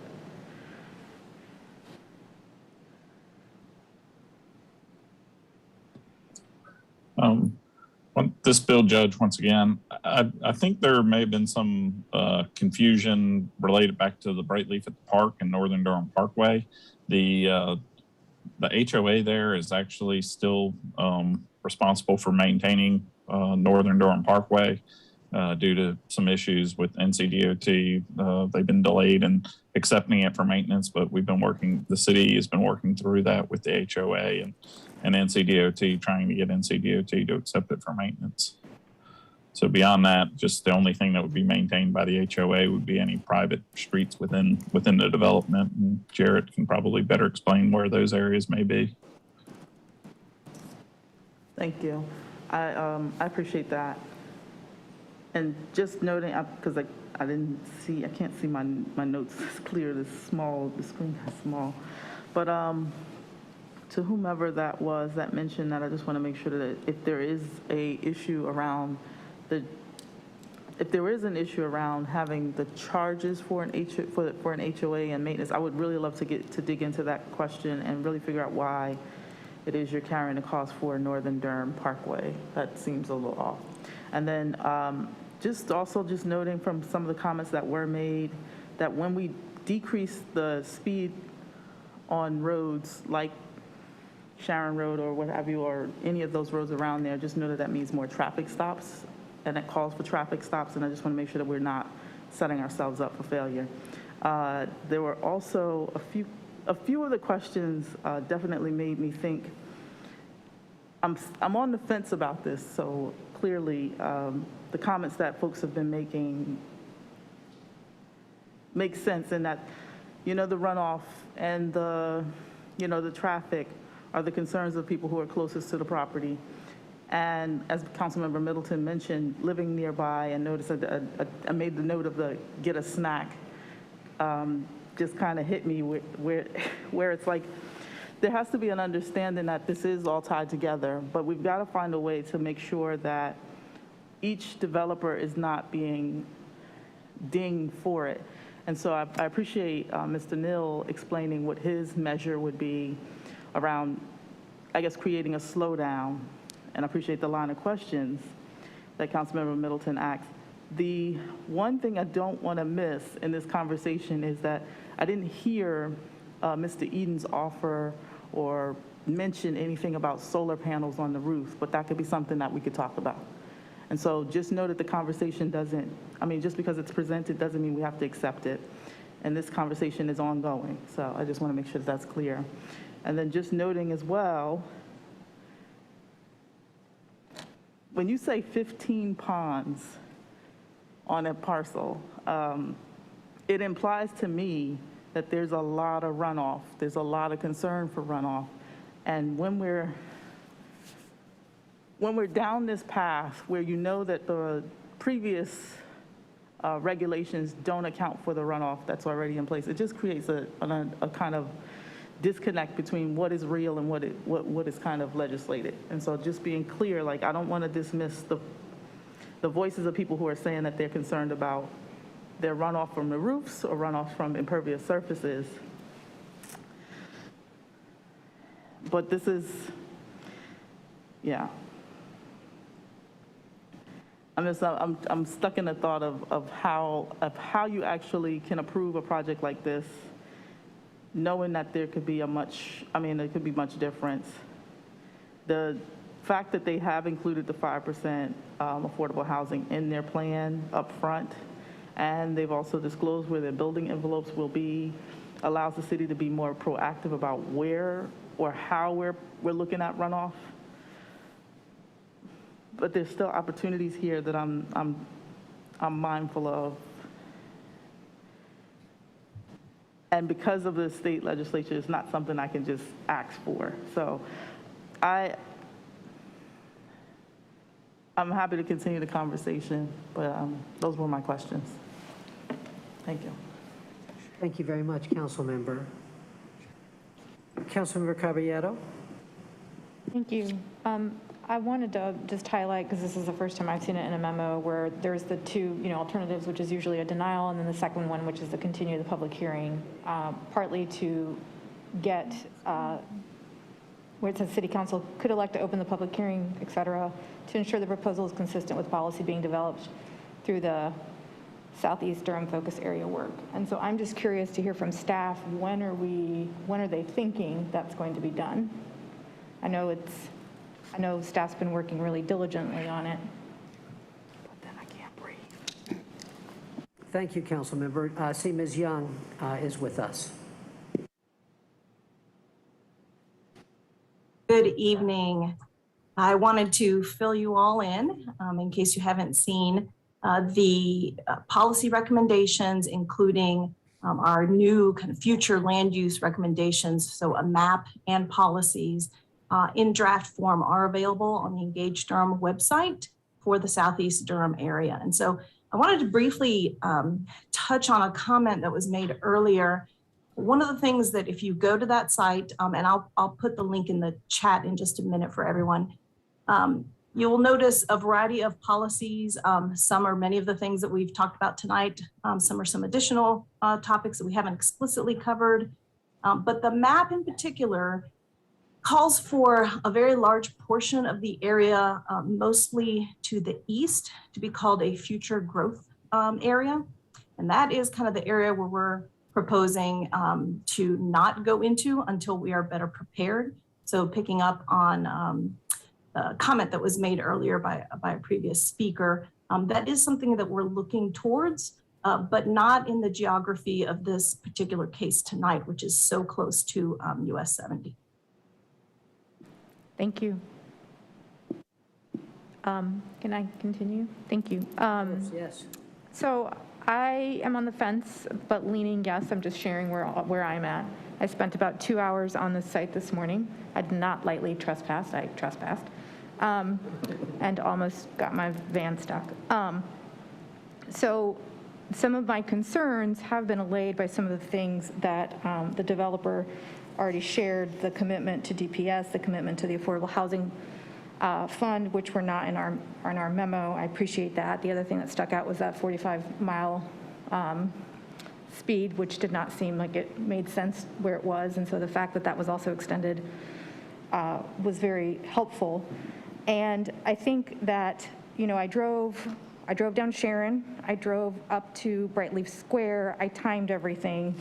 It's a really well-located place. And the fact that we're gonna have single family and apartments and townhomes, it's also very large, which is what my big concern is. It's a lot of housing and a very large site, which is, where my discomfort is. I'd like to hear what some of my other colleagues have to share. I'm just being really forthright with you all. Just having heard from Planning Director Young that their recommendation is more to the east of here about continuing. I don't feel like that's the right course of action.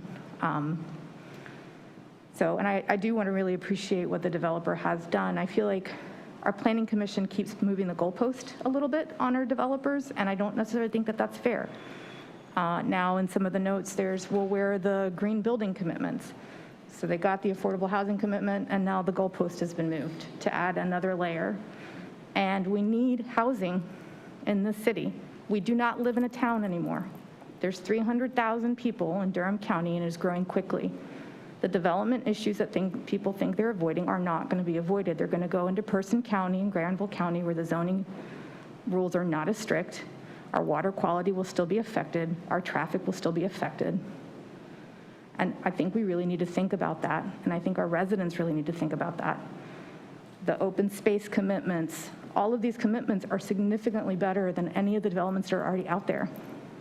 So that's where I'm at tonight. Thank you. Thank you, Council Member. Let me ask Ms. Young if she could come back to us and clarify something. Ms. Young, thank you. I have not seen the map, and I appreciate your letting us know. You probably already did let us know. I'm sure you did, and I haven't seen it yet, but thank you. And could you clarify what you said about the geography of this development versus or vis-a-vis the area which you were saying? Yeah. Could you explain to me what you explained to Councilmember Caballero? Sure, and I apologize if I was not clear. The map, the draft map recommends that anything east of Kemp Road basically be basically held off in terms of development, not a moratorium, but we need to do more planning. We need more infrastructure in place there. So that geography is the kind of future growth area. We have proposed land use categories for what that area should look like eventually.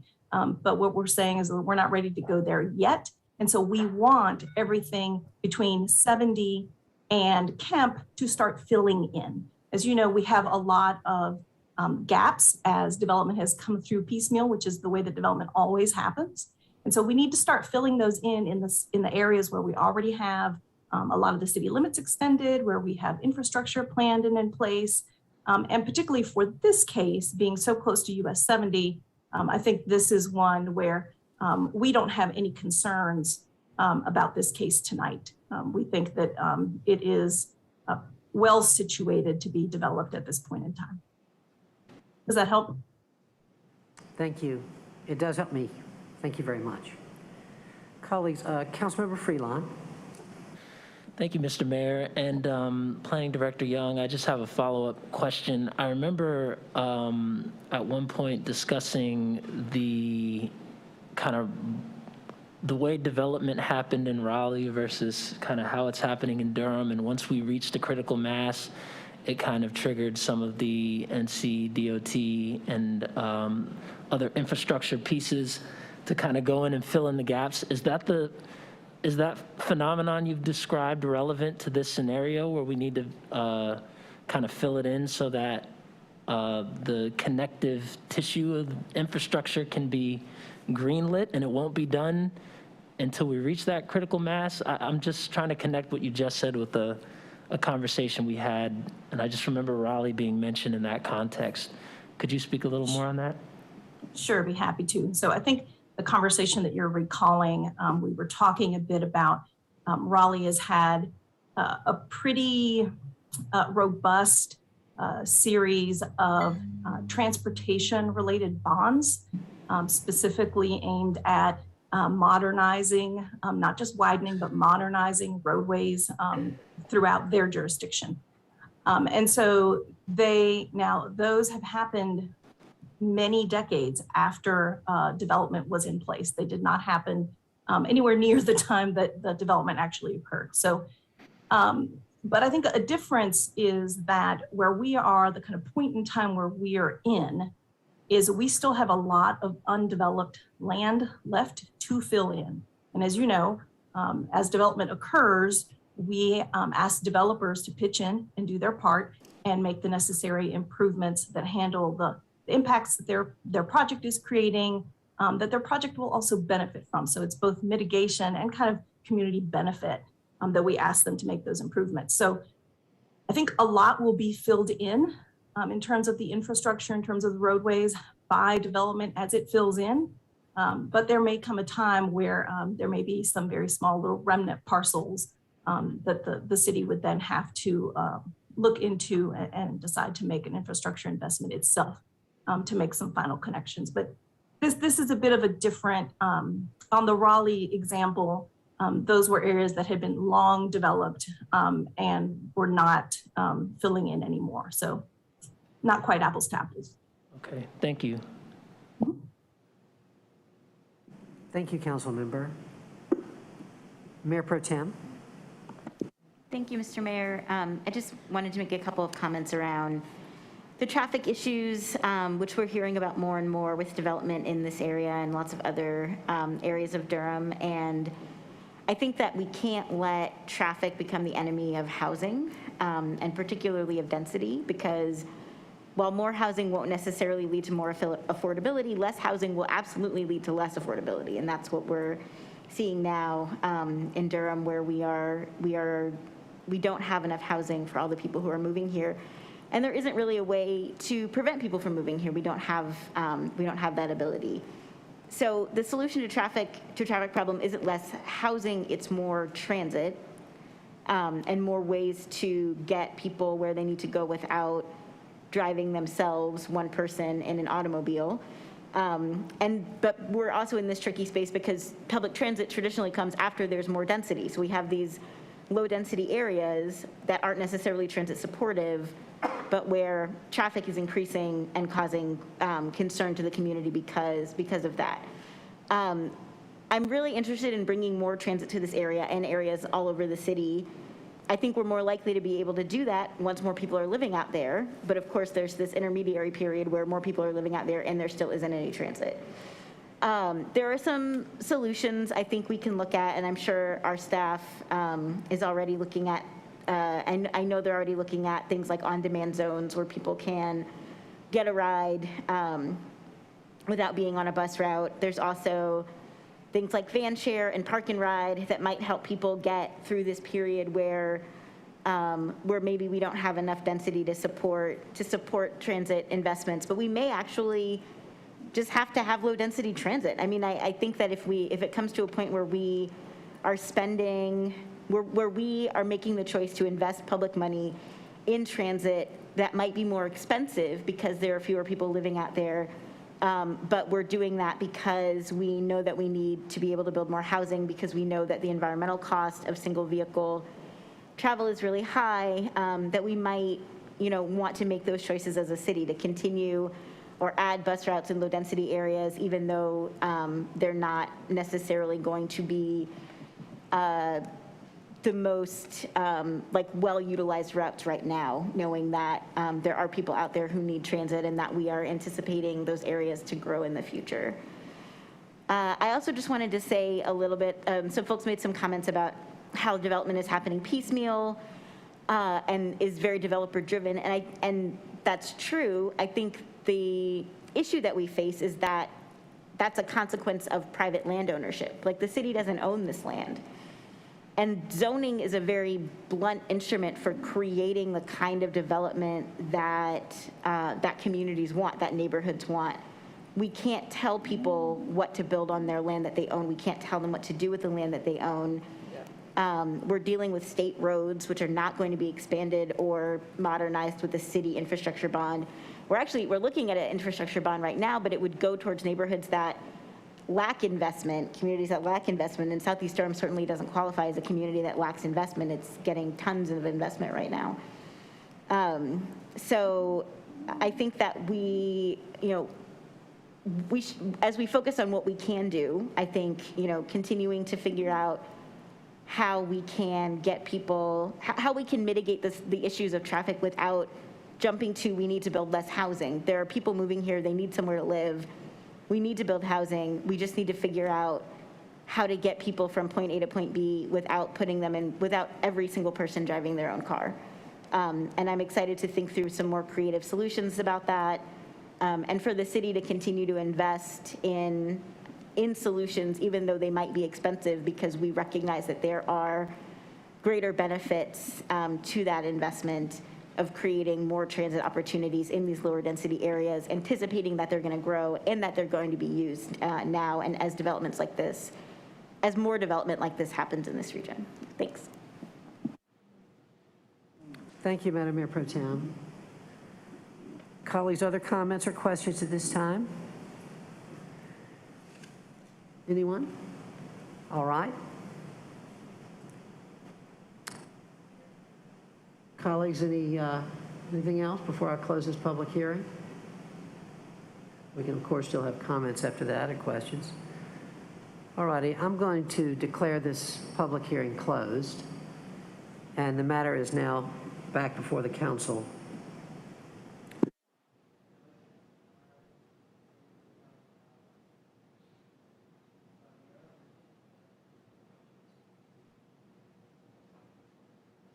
I'm sorry, Councilmember Caballero mentioned that we have some options. Let me go to the... Mr. Mayor, if you're ready for a motion, I'd make a motion. All right. Let me find the daggone thing. Hang on one second. I think daggone is a bad word, I know that. That is to, yeah, I got it, to adopt an ordinance annexing Parcel K into the city effective September 30th, 2021, to authorize the city manager to enter into a utility extension agreement with Jenks Investment, LLC. Is that your motion, Madam Mayor Pro Tem? Yes, that is my motion. Is there a second? Second. Seconded by Councilmember Freelon. All right, I'll now ask any further discussion. I have a few comments. Maybe I'll go ahead and make them. I thought this was a tough call. I'll just say that I'm going to vote in favor, but it was a difficult choice for me. I thought that the initial comments of Planning Commissioner Amendolia and the comments of Commissioner Miller about could we do better here in terms of design especially, were important. And I definitely weighed that in the negative, but I have been thinking a lot about this and also visited this parcel and just wanted to say a few reasons why I'm going to vote for it. This was before I had seen or heard from Ms. Young about what they're going to be recommending in terms of the Searles Basin, and the fact that this is in an area where they are recommending current development is helpful. But even prior to that, I had the same point of view, and I want to say a few things about that. Madam Mayor Pro Tem spoke very eloquently, I thought, about some of the most important issues. I want to reiterate what she says. One of the things that she said was that having more housing is not necessarily going to make housing more affordable in Durham, but not having housing will make it less affordable. Supply and demand is an actual economic law that is real. And I can't overestimate, there's no way to overestimate the importance of this. We have got to have supply if we're going to keep housing affordable in Durham. It's just critically important. I also want to reiterate one of the points that she made about transit. Transit follows density. As more people live in this area, we will have the density that supports transit. And I think that some of the other points that she made are also very important. Looking at on-demand transit is something that we're doing here in the Triangle already. It's happening in RTP with Go Triangle. Durham is experimenting with it, and we can do more of it. We can create the transit. Some of the folks who spoke tonight spoke of the importance of transit, some of the opponents, and I agree. It's super important. I do want to say that was mentioned by one of the speakers that Durham is cutting transit routes. I want to say that we, like all the other transit routes in our region, are temporarily cutting back because of a shortage of bus drivers. That does not mean we are cutting transit routes. Durham has greatly expanded transit routes in the last few years, and we will continue to do so. We have big commitments about that, and I just wanted to make that clear. There were important concerns expressed about natural habitat, and we all know that we want to preserve a lot of green space in Durham, and I understand that if you live in the next neighborhood over that's developed, and there's a neighborhood and there's an area behind you that is green, You want to keep it that way. And one of the reasons that we can't always just listen to the people who live next door is that, of course, no one wants to have the land developed behind them developed. No one. I understand that. But what is best for the community? That's what we have to look at. And I do think that this development does a good job in terms of open space preservation relative to a lot of developments that we see. The 100-year stormwater commitment is important. I want to say about the affordable housing commitment. This is a very unusual commitment. I have, in my memory, we have seen it one other time, which was down at Farrington Road, about 20 units back 5-6 years ago.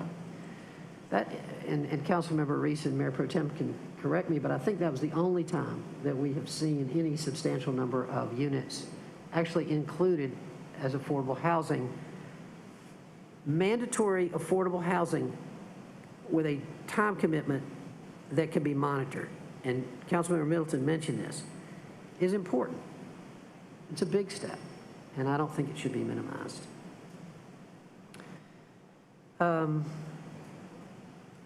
I want to talk a little bit about the transportation in a little bit more detail. I wrote this, I sent it to my colleagues, and the couple of the speakers mentioned that they had responded to my letter, a response which I appreciate. And I focused my letter on Leesville Road because that had been such an important point of contention over time. And just to reiterate it, okay, I won't read you my entire letter, okay? Thank you. But just to reiterate some of the points, Leesville Road, for the 4 miles that people have been concerned about, in order to significantly to do the drainage work that needs to be done, to add sidewalks and curb and gutter, would cost about $7 to $8 million per mile, according to our transportation staff. Think about that amount of money. That's 30, let's use the low number, $28 million. We're not talking even about Sharon Road and some of the other nearby roads. Think about that amount of money as infrastructure in terms of what we're able to do with infrastructure. We just passed to put a half cent in, and we're creating $6 million a year in infrastructure. And we're targeting that infrastructure to those neighborhoods which have been historically marginalized and disinvested from. That is not this neighborhood. And it is hard I won't be on the council, I won't have to make these decisions, but I will just say that it's hard for me to imagine that this council, or any council that followed, would be wanting to make a priority investing in infrastructure here as opposed to the communities which have been historically marginalized. And that's why we targeted those with the infrastructure work that we're doing. This is not to say we won't be doing any infrastructure work there. Of course we will. But with the extra infrastructure funds that we're able to provide, helping the communities that have been historically marginalized, I know is the priority of this council. We've demonstrated that, and it will, I believe, continue to be. And I should add that that amount of money, the $7 million a mile, would not provide, it would provide more in pedestrian safety because it would provide sidewalks, but it would not provide more capacity on the road. That would be even more expensive. To do that now, especially, and I quoted Mr. Bill Judge in here, thinking about the widening of Hope Valley Road through Hope Valley Farms, where he talks about the purpose there versus what we did with the bike lanes and so forth, versus the purpose here. Mr. Judge makes the point that there are not many cars on Leesville Road. There are 4,000 cars a day versus 19,000 on Hillendale Road, 12,000 on Sharon, 21,500 on Garrett Road, and so forth. Widening that now for more traffic capacity would just create a more dangerous road with more speeding, which of course we're seeing a lot of in Durham now. Is that a wise policy? I don't think so. So just to try to summarize, which I think that it's hard for me to imagine that Durham would want to pass an infrastructure bond to fix state roads that the state ought to fix, and to target that infrastructure away from neighborhoods that need it the most to neighborhoods that have that have the investment capacity and have experienced investment. And then finally, we have, as I said, high volume 2-lane roads that are carrying 4 and 5 times the amount of traffic that Leesville Road is carrying. We would certainly want to make those investments there. After I get off traffic, I have to say one other thing. It concerns me that neighbors who have been in this neighborhood for 2 and 3 years and have moved there recently now don't want other people to move in to the neighborhood next door, when they have already, the neighborhood they moved into was a greenfield once also. And they're living in, I'm so glad, because these are wonderful, beautiful neighborhoods, and these are, wonderful, wonderful people who we welcome to Durham. We want to welcome more people to Durham who want to be here and make them, and let them afford to live here. So that bothers me. Okay, I'm going to be voting for this, and those are my reasons. Councilmember Reese. Thank you, Mr. Mayor. As my colleagues know, I usually like to go first on stuff like this. But as you've heard me say before, the great thing about going last is that everything's already been said, but not everybody's had a chance to say it. So this is my chance not to say everything that everybody else has said. I came into the evening really skeptical about this particular project for many of the reasons that were expressed in the written comments of our planning commissioners. And as always, I find myself owing all of them a debt when it comes to learning about these projects as they come through our agendas and coming to some sense of what the issues are, at least, when we come to the public hearing. Like all of us, I try my best to keep an open mind until the close of the public hearing. So otherwise, what's the point of having it? I could just go out into the parking lot while the public hearing's done and come back if I'd already made up my mind. I will say that I'm one of the folks on this council who has been more skeptical than most of large-scale, dense residential development in this part of Durham County. I'm cognizant of my colleagues who say that we are a city and that cities need more housing. This ain't the city yet. It is a wooded part of Durham County that we have to decide is going to be part of the city. Having said all that, one of the reasons that folks often vote no on projects like this is because it's not what we say we want for Durham, that this kind of development is not in the best interest of our city. And we vote no in the hopes that we will get something better from developers the next time around. From what I can see, that's what we've gotten tonight. We've gotten a lot better. As the planning commissioners almost unanimously said, it ain't good enough, and I get that. But it's a lot better than we usually get. What incentive will future developers have to continue to do better if we say no to something like this? There are strong stormwater protections in this project that I haven't seen in another project. As the mayor mentioned, it's been 5 years-ish, I think it was early 2016, since we've seen a private developer come forward on their own and commit to affordable housing. It's a tiny portion of this project, but as Councilmember Middleton said, they're also putting cash in the till for us to continue to develop affordable housing in other parts of the city. There are a lot of small things that add up to tipping the balance for me, but on this measure, I intend to vote yes tonight. Thank you, Mr. Mayor. Thank you, Councilmember. Councilmember Freeman. Thank you, Mr. Mayor. Just following up on the comments, just noting no shade, but I'll be voting no on the annexation in hopes that it doesn't pass. And if it does, I will vote yes with the rest of council.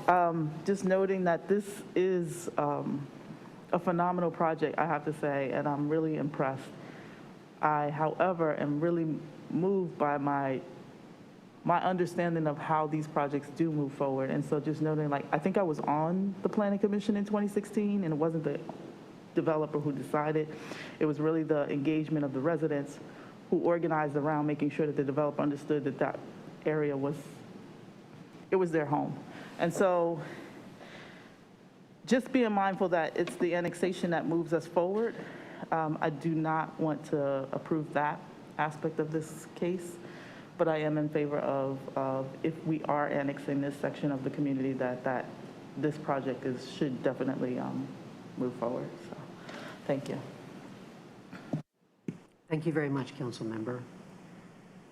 Further comments, colleagues? All right. Thank you very much, everybody. Madam Clerk, we have a motion on the floor. Would you please open the vote, and we'll see how Councilmember Freelon does this time. Please close the vote.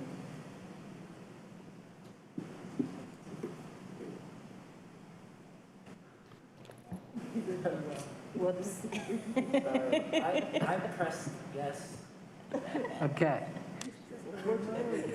He's 1 out of 2. Mr. Mayor, the vote passes 6-1 with Councilmember Freeman voting no. Thank you, Madam Clerk. Colleagues, we would now need a second motion to adopt an ordinance amending the UDO. Move to adopt. Second. Moved by Councilmember Middleton, seconded by Mayor Pro Tem Johnson. Madam Clerk, will you please open the vote? Please close the vote.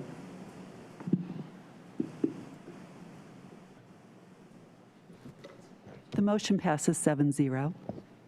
Thank you, Madam Clerk. And the third vote would be, third motion would be necessary, would be the consistency statement. Move to adopt consistency. Second. Moved by Councilmember Middleton, seconded by Councilmember Freelon. Madam Clerk, will you please open the vote? Please close the vote. The motion passes 7-0. Thank you. I want to thank all the people who have been here to be heard on both sides of this issue.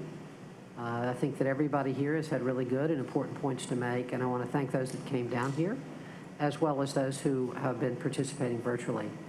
Mr. Edens, we're counting on your team to do a great job on this, and we appreciate everyone for being here. Thank you.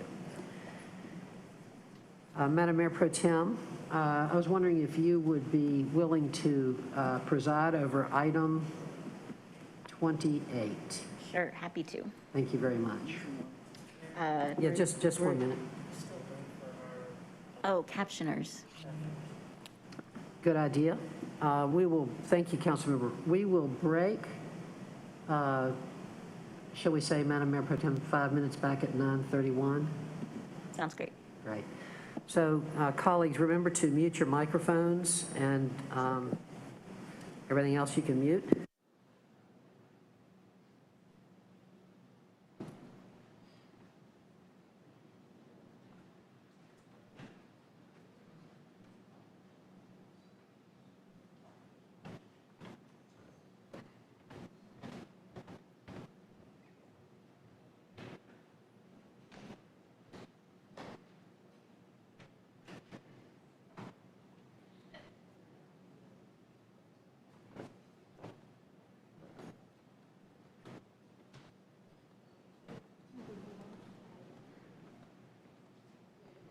Bowl City Today is back. New episodes begin August 3rd. Watch the City of Durham's daily news series at City of Durham NC on your favorite social media platform and get the information you need to get the most out of life in Durham.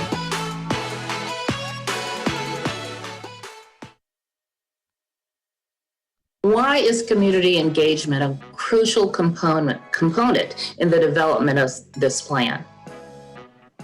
As we're developing this plan for how we want to manage Durham's growth and development over the next couple decades, we know it's important that that vision for the future comes from our residents.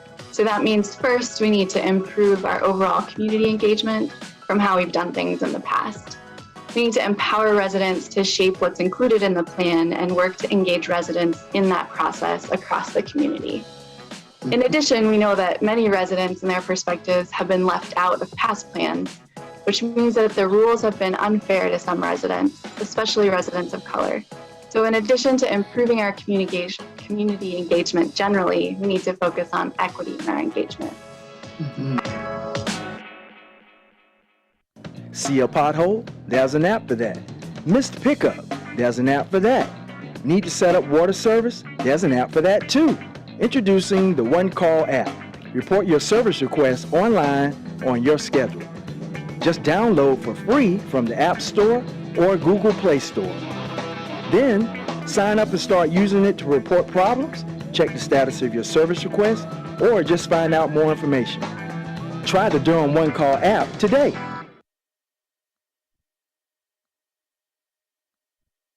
The Durham City Council meetings and Planning Commission meetings are now available to live stream on all devices via the City of Durham social media accounts. This means you can follow along with the latest developments in the Durham community at dinner, your kids' game, the mall, in bed, during a breather, in the bathtub, and even on the International Space Station. To watch, simply go to City of Durham NC on YouTube, Facebook, or Twitter. Devices include phones, tablets, laptops, desktops, streaming boxes and sticks, and smart TVs. The easiest way to view the live stream on smart TVs and streaming devices, such as the Roku, Apple TV, and Amazon Fire TV, is via the YouTube app.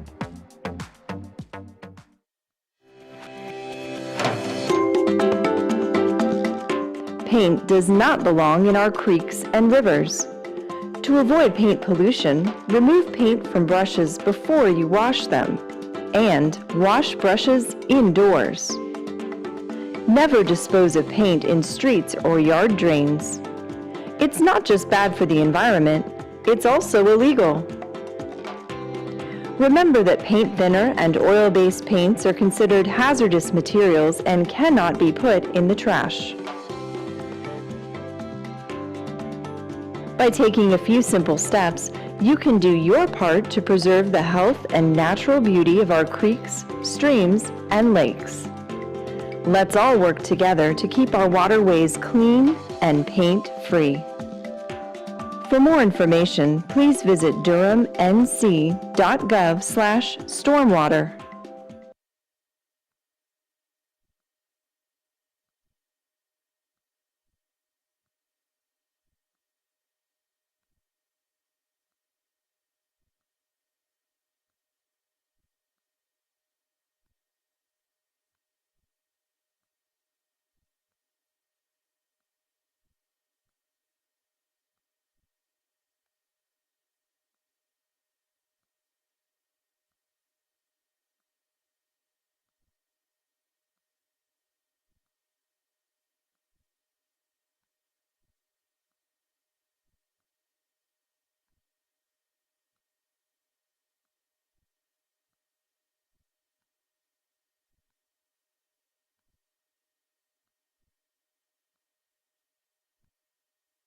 All right.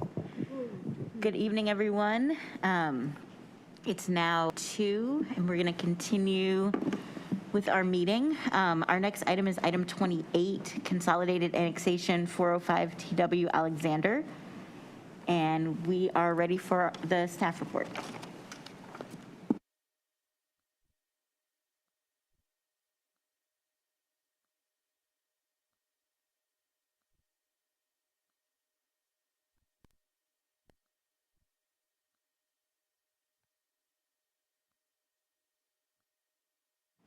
Might be having a little technical difficulty with the staff report.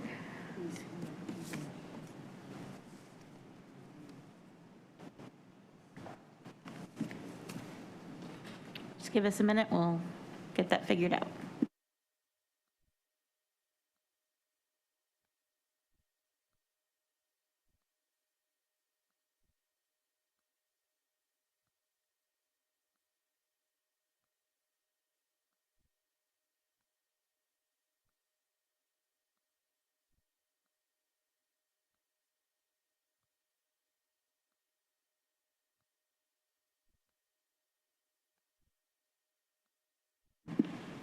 Sarah, if you're there, could you let us know what we should do now? And he will be back in just one tiny second to try one more time. And if not, we'll go to Plan B. Okay. So, I think he's having to.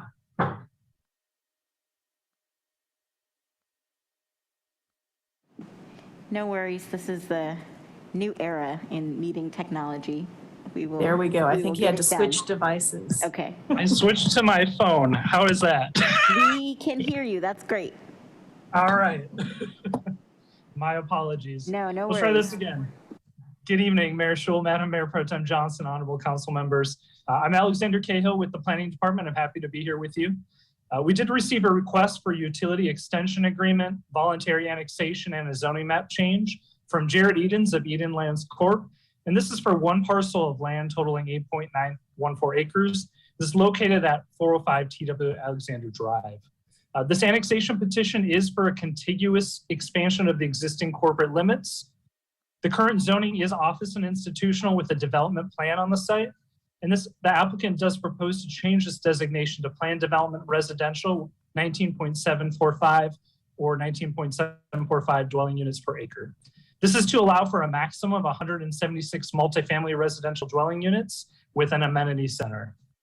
This site is located within the Falls Jordan Lake Watershed Protection Overlay District, and this overlay would be maintained and remain applicable if the annexation and zoning map change are approved. This property is presently designated as this office on the future land use map, as you can see in attachment 5 in your agenda packet. The proposed PDR 19.745 zoning is inconsistent with this designated office future land use. If the proposed zoning is approved by the council tonight, staff recommends a change to the future land use map to designate the property as medium to high density residential. And if approved, this consolidated annexation request would become effective on September 30th of 2021. The associated zoning map change request was heard by the Planning Commission on May 11th and received a favorable recommendation by a vote of 12-0. Subsequent to the Planning Commission's recommendation hearing on May 11th, the applicant has clarified the building and parking envelope and the buffer strip on the proposed condition seat of the development plan. They have also removed General Note 7 that reference off-site parking. All parking for the proposal will be sited within the proposed project boundary. Staff does recommend that the City Council approve the utility extension agreement, voluntary annexation petition, and zoning map change for the proposed consolidated annexation. We've made this recommendation based on the future proposed land use map designation change to medium to high density residential. We believe this is an appropriate land use next to the more intensive land use nearby and may act as a transitional use between the more intensive land uses to the west and the less intensive land uses of RTP to the east and south. This also will contribute to housing to help support nearby workers in the RTP area without displacing existing residents. As a reminder, 3 motions are required for this application. The first is to adopt an ordinance annexing the property into the city limits and entering into a utility extension agreement. The second is to approve the zoning ordinance. And the third is to approve the consistency statement. Thank you for your time this evening. Staff is available for any questions. The applicant team is here tonight as well. Thank you, Mr. Cahill, for that report. This is a public hearing item. I'm going to declare the public hearing open, and we will first ask if there are any questions by members of the council.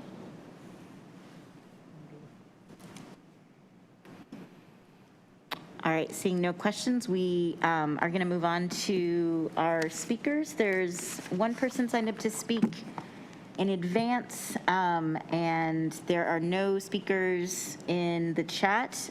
Is Seth Avent here?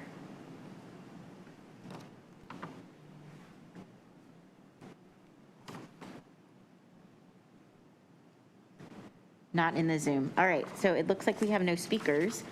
Is there anyone present who would like to speak on this item? I'm sorry, Madam Mayor Pro Tem Johnson. This is Jared Edens with the development team. I was muted. Hi, go ahead, Mr. Edens. I apologize for interrupting you. No worries. Thank you for your time this evening. I know we've had a long evening. I'll try to be brief. I appreciate your time on this case. I'll just touch on some of the high points. As Alex mentioned, this property is about 8.9 acres on TW Alexander Drive. This property sat vacant for quite some time. I think it's been zoned office for roughly 15 to 20 years. We've analyzed this site in multiple different ways, both for office, industrial, even single family, every use you can think of. And it does appear that apartments are definitely the highest and best use for the property just based on the shape, the location, and the constraints it has. I will point out that this property is about a 5-minute bus ride on the data route from here to the new Apple campus. Obviously, you're going to have a lot of jobs coming with Apple, but you'll have a lot of ancillary support positions coming with that as well for all the companies that follow Apple. So I think this kind of density, this close to RTP with all the commercial work that's going on at RTP, I just think it makes a lot of sense for this location. Two proffers I would like to mention. We will be making a payment to the Affordable Housing Fund. As is typical, we have 176 units at $150 a unit. That would be $26,400. And we would also like to proffer a payment to Durham Public Schools.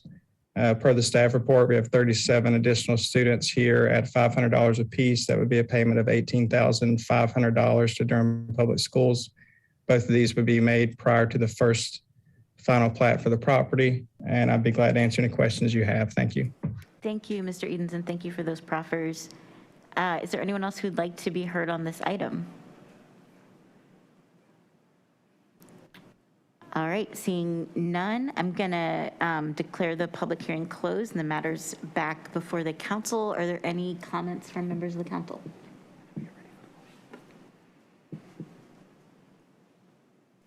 All right, Mr. Mayor, you gave me the easy one.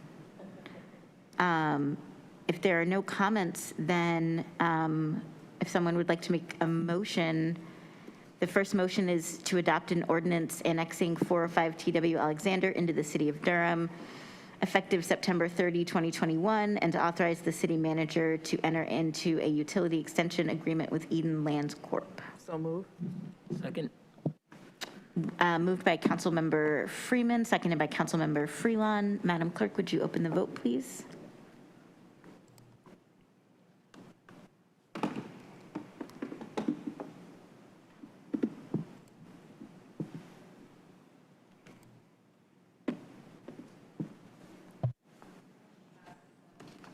Motion passes 7-0. Thank you, Madam Clerk. Our second motion is to adopt an ordinance amending the Unified Development Ordinance by taking property out of the office and institutional with a development plan, OID, Falls Jordan Lake Watershed Protection Overlay District B, FJB overlay, and establishing the same as Planned Development Residential 19.745, PDR 19.745, Falls Jordan Lake Watershed Protection Overlay District B, FJB overlay. Moved as read. Second. Moved by Councilmember Middleton, seconded by Councilmember Freelon. Madam Clerk, would you open the vote, please?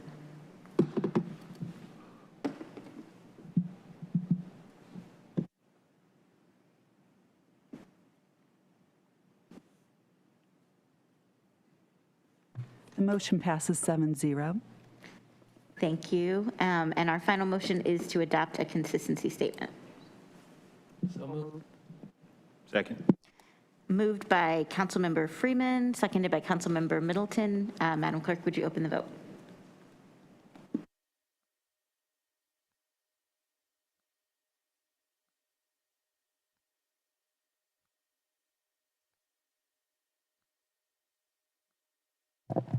The motion passes 7-0. Thank you, Madam Clerk. Thank you, colleagues. I'm going to pass the proverbial gavel back to Mayor Schul for our final item. Thank you for presiding, Madam Mayor Pro Tem. Colleagues, item 3 was pulled from the consent agenda, and we have one person who's here virtually to speak and may have others who are here in person to speak. First, we will hear from Ms. Jacqueline Wagstaff. Welcome, a former member of this council. And Ms. Wagstaff, welcome. You have 3 minutes. Thank you, Mr. Mayor. Can you hear me? Yes, ma'am. Okay. Always a pleasure, as I always say. Always a pleasure, Ms. Wagstaff. Right. And thank you for allowing me to speak tonight. But the reason that I pulled item number 3 is because I was really upset when I didn't have a problem with most of the people that were being considered for this cultural art appointment. But when I looked at one in particular, I harken back to the days when there was an issue with some conversation that went on about 1.5 years ago that basically went against what I believe to be totally against what this council stands for. I think this council stands for being progressive and not supporting racist inequities and things of such that goes against the people of Durham. With this appointment, if this person is appointed to this culture, basically you're saying that we can overlook any action that is taken by an individual in Durham, whether it crosses racial barriers or racial lines that causes discomfort to other people. Most of you are politically active, and I'm pretty sure that you remember when a statement was sent out.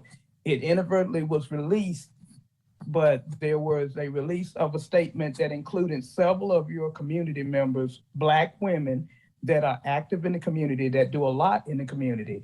And it was not a statement in support of those Black women. It was a statement basically because of a vote that was taken and they didn't agree with it. So they decided to put out a long rant about certain Black women in Durham, myself included.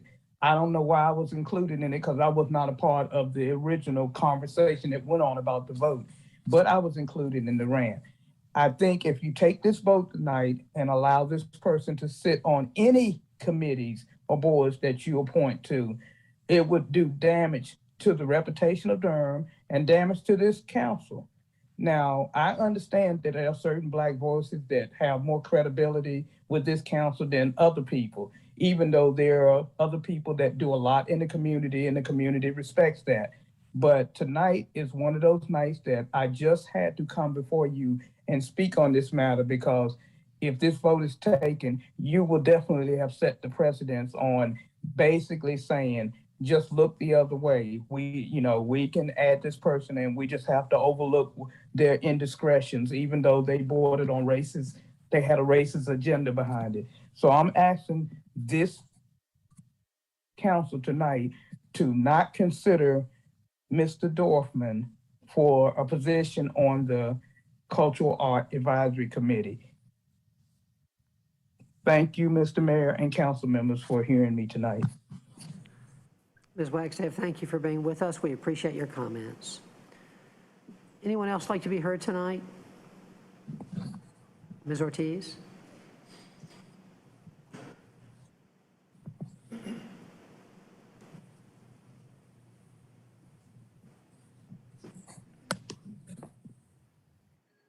Ms. Ortiz, welcome. You also have 3 minutes.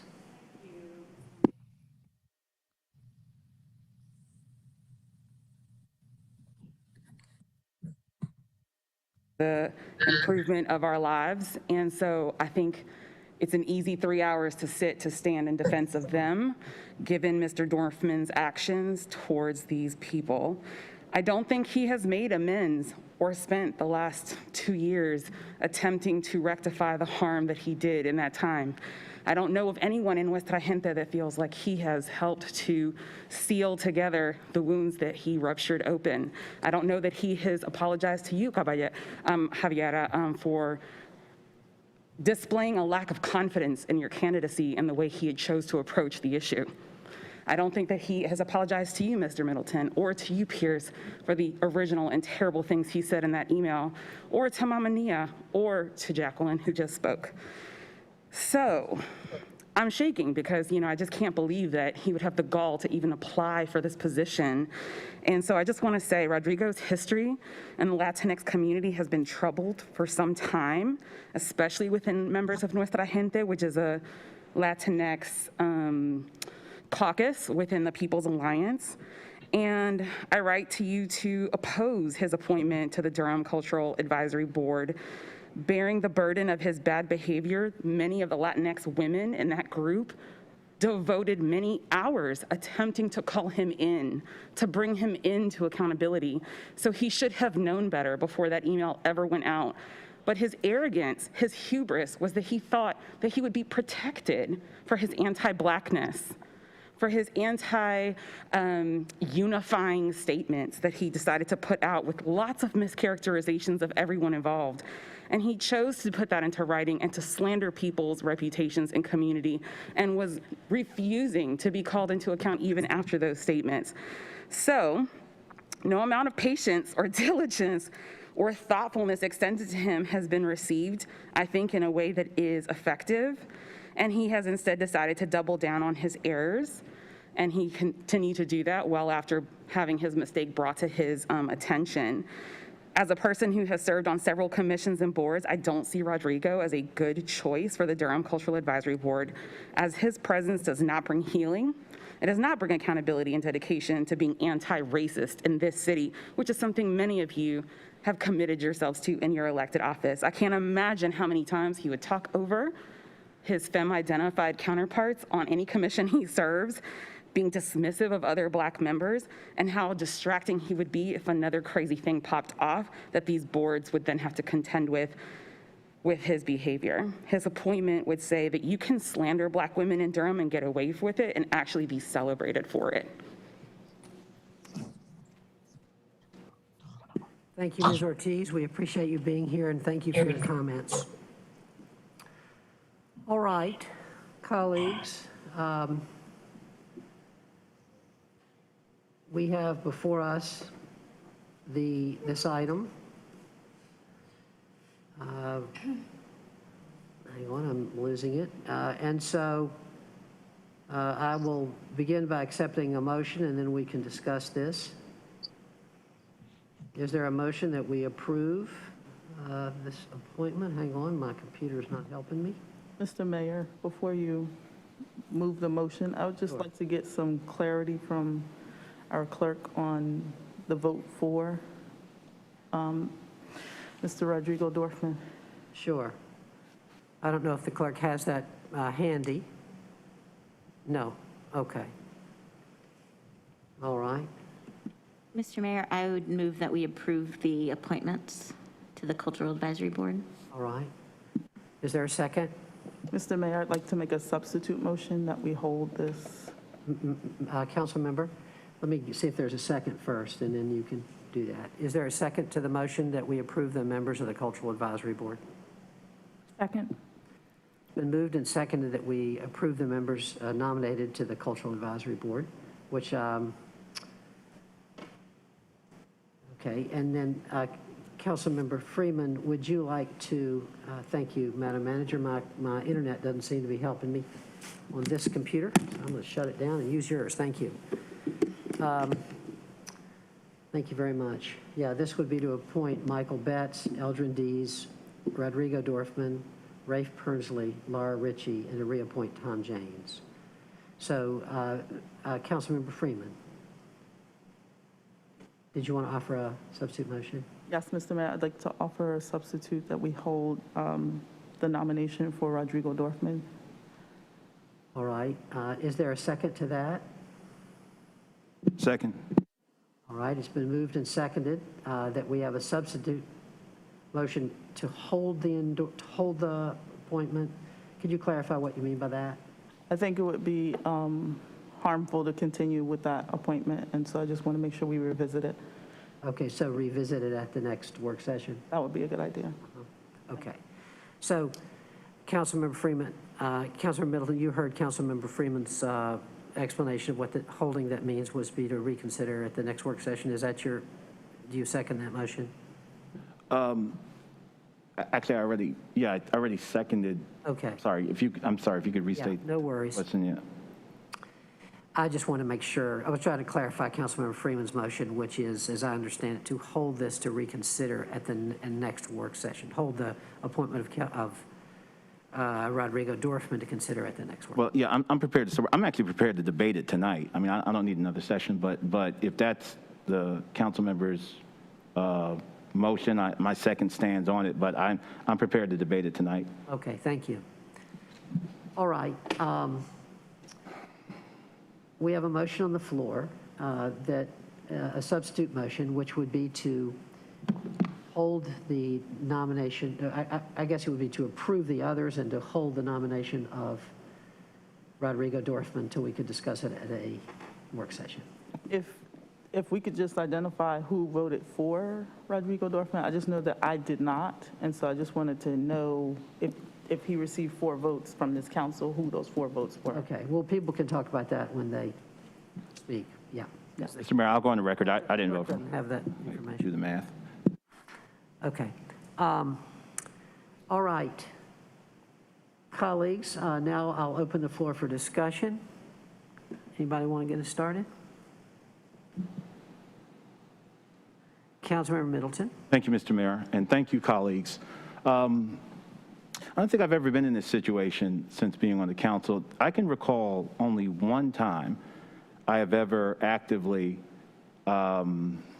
advocated for someone not to be placed on the board or commission. And it wasn't because I thought that any one person should be defined by something ad infinitum, forever. I did that because I felt the person at that time was unrepentant for it. And I thought that it would be dangerous for that behavior writ large to be imposed upon potentially thousands of people in the city by that person being placed in a position of trust and honor. All of these positions on the board and commissions, as are these seats on this council, are not by right, they're by privilege. And because they're privileged, you voluntarily submit to levels of scrutiny that you might find uncomfortable and even invasive. But that's what it means to sit in a privileged position. I want to say, I remember well the issue that our community members alluded to, and I issued a statement about it. If the relationship weren't consummated, there was certainly flirtation with some of the ugliest, most hurtful tropes about black intellect that have ever been parried in this country by Mr. Dorfman. That happened. But I want to say that part of it, what made it painful for me personally, is that there are some other data points and experiences I've had with Mr. Dorfman that cause dissonance with it, intellectually and emotionally. There are some other data points that seem incongruent with that type of language and the things that he said. I'm a person who's in my personal worldview, I believe in redemption. I believe that we are not the sum total of our worst mistakes. I believe that you can come back.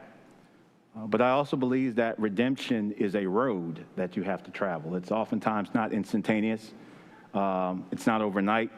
And you can't drive on the road. You have to walk the road. It is clear to me that some more work needs to be done. And I hope that because of those other data points that I've experienced with Mr. Dorfman, that he will do the work of making the overtures to those that have been offended and hurt. And I hope that roads of grace will be available to him as well from those folk. But it is not my place to dictate when someone should get over something. It is not my place to tell someone how long they should be offended or be hurt.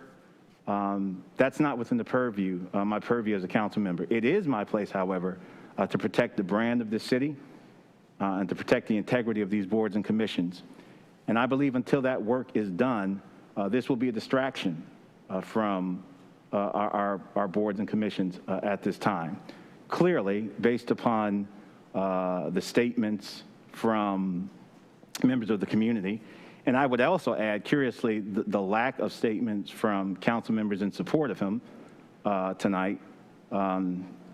Those two things together, taken together, to me, clearly at least demonstrate to me what the course of action should be. I believe in redemption. I hope Mr. Dorfman does the work, and I hope a path is afforded to him to do the work. But until that happens, I don't think this appointment should go forward. I think it would be a distraction. I do not want to in any way minimize the incredibly hurtful flirtation with racist tropes that clearly were not meant to go public. So there was a conscience of mind, there was a state of mind there that the things uttered were indeed hurtful and should not have been said publicly. But, you know, they went public, as things often do in this business. And until that restoration and that healing is done with those community members, which I sincerely pray that it will happen, I think at this time it would be a distraction. I think it would be really, for at least for me, I'm not speaking for the council, but for me it would be irresponsible to impose that type of distraction and energy away from the important work of the Cultural Advisory Board. So with that, I would strongly urge this council to allow Mr. Dorfman to do the work of redemption, to walk the road, to engage in restoration and repair with those that have been offended. And I would also urge my council members to protect the integrity of our board and commissions from this type of sideshow and this type of scrutiny. We should be beyond reproach on this. It is not in question that he made the statements, and it's beyond question that the statements were racist and hurtful, and they got out in public. But I also believe that you should not be the sum total of all your mistakes, but you got to do the work. He needs to do the work, and we should not approve this appointment, period. Thank you, Mr. Mayor. Thank you, Councilmember. Councilmember Caballero. Thank you, Mr. Mayor. Good evening. I did vote for Rodrigo Dorfman. He was one of the candidates who was recommended by the folks who also reviewed, along with the 5 other residents. That is the privilege of the CAB. We obviously have the authority to override that recommendation. I do want to speak tonight because I feel I really appreciate the words that you just shared. That election was extremely painful, hard. In fact, and I'm going to own this right now, the challenge to my citizenship just finished in the 4th District on Saturday. I have been fighting that charge for almost 2 years. So when folks want to talk to me about accountability and they want to talk to me about pain and damage, there are plenty of folks who come in here at public sessions and apply for boards and commissions who have caused a deep amount of damage in Durham. And I'm here to have that conversation. And I agree with what you said, but then that list is extremely long. We've had folks come in here and say appalling things about every single person on this dais without any reproach, and that is part of the job. And I'm okay with that. But I think if we're going to have a standard, let's be honest about that standard, and let's not just target, and to me, anti-Semitism, racism, homophobia, it's all the same water. It's all damaging. And there have been members in this community who have shown here and said very hateful and harmful things. Thank you, Councilmember. Councilmember Middleton, hang on a second. Let me see if there's anybody else who'd like to speak. Councilmember Freelon. Thank you, Mr. Mayor. I appreciate the remarks, and I'm glad that you recently got through that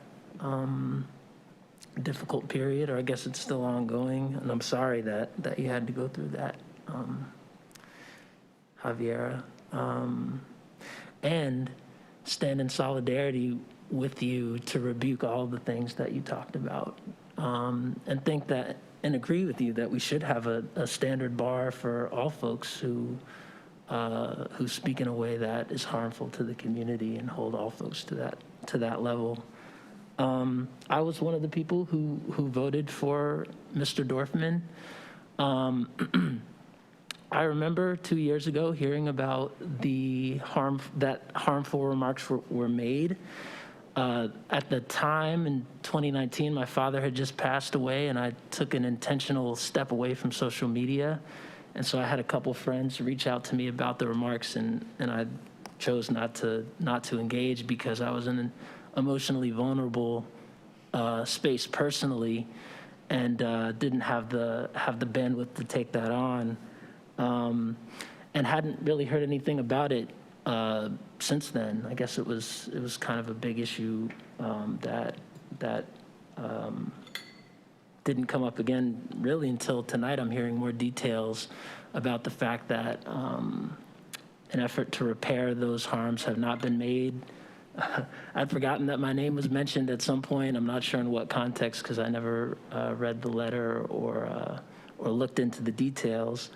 But, you know, what I'm hearing from community is alarming. I agree with Brother Middleton that it seems like this would be a distraction. And I guess I'm kind of curious from a staff question, maybe this is for the city clerk, but is this the type of thing, if we decided not to vote on this particular individual, but yes on the other 5, that we would re-advertise and solicit new applications, or would we take the current list of applications that we already had and go back to the drawing board and try to find a 6th? Like, how would it work if we decided?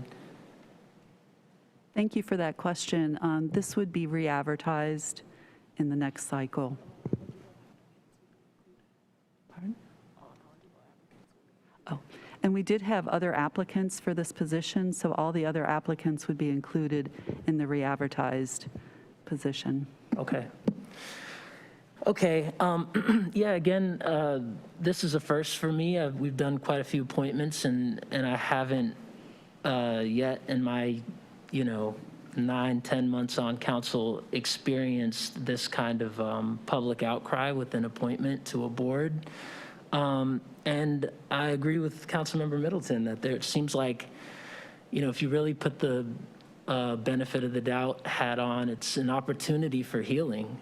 It's an opportunity to be called into accountability. And I think not only as the liaison, the city council liaison to the cultural, to the CAB, but also as a previous vice chair and city council liaison to the Durham Human Relations Commission, the HRC exists to create public hearings around racial tension.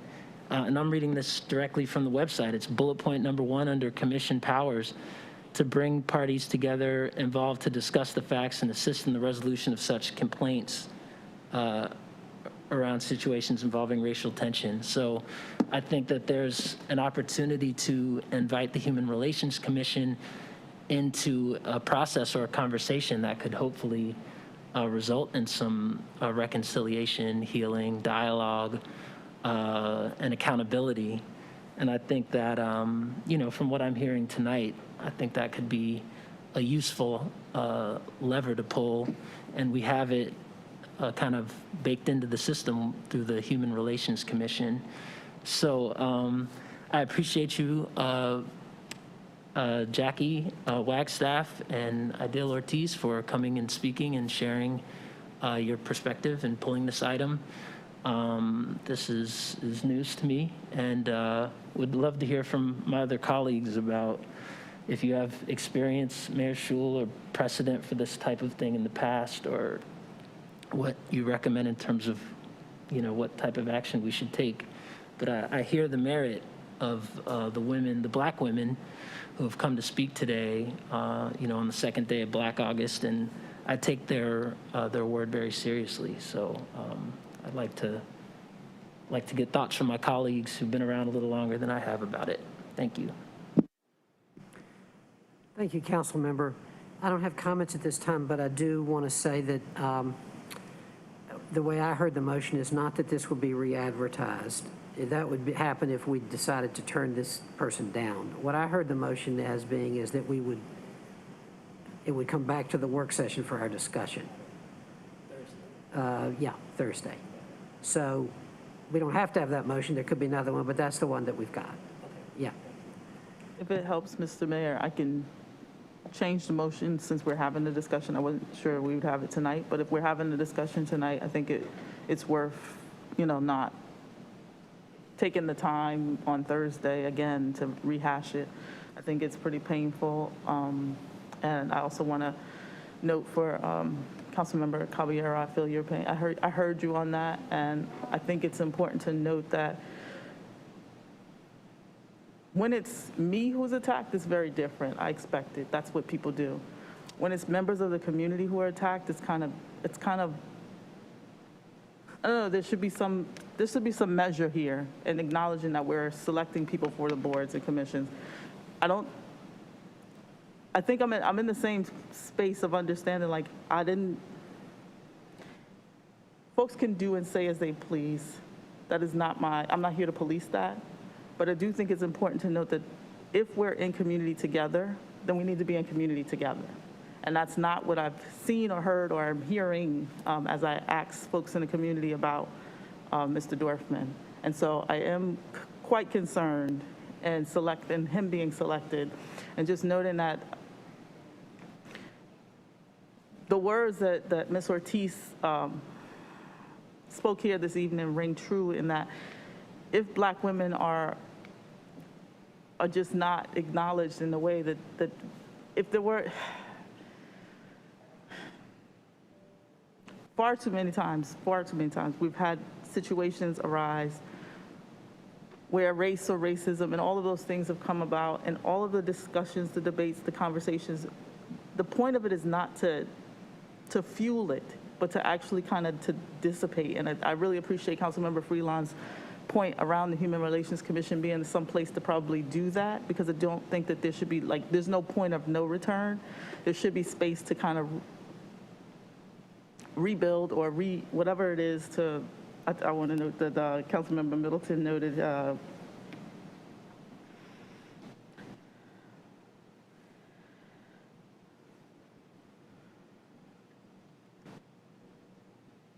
but it's essentially that there's just not, it's not like there's not grace and mercy in your actions. But when you're not apologetic about your actions, it says that you're going to repeat them.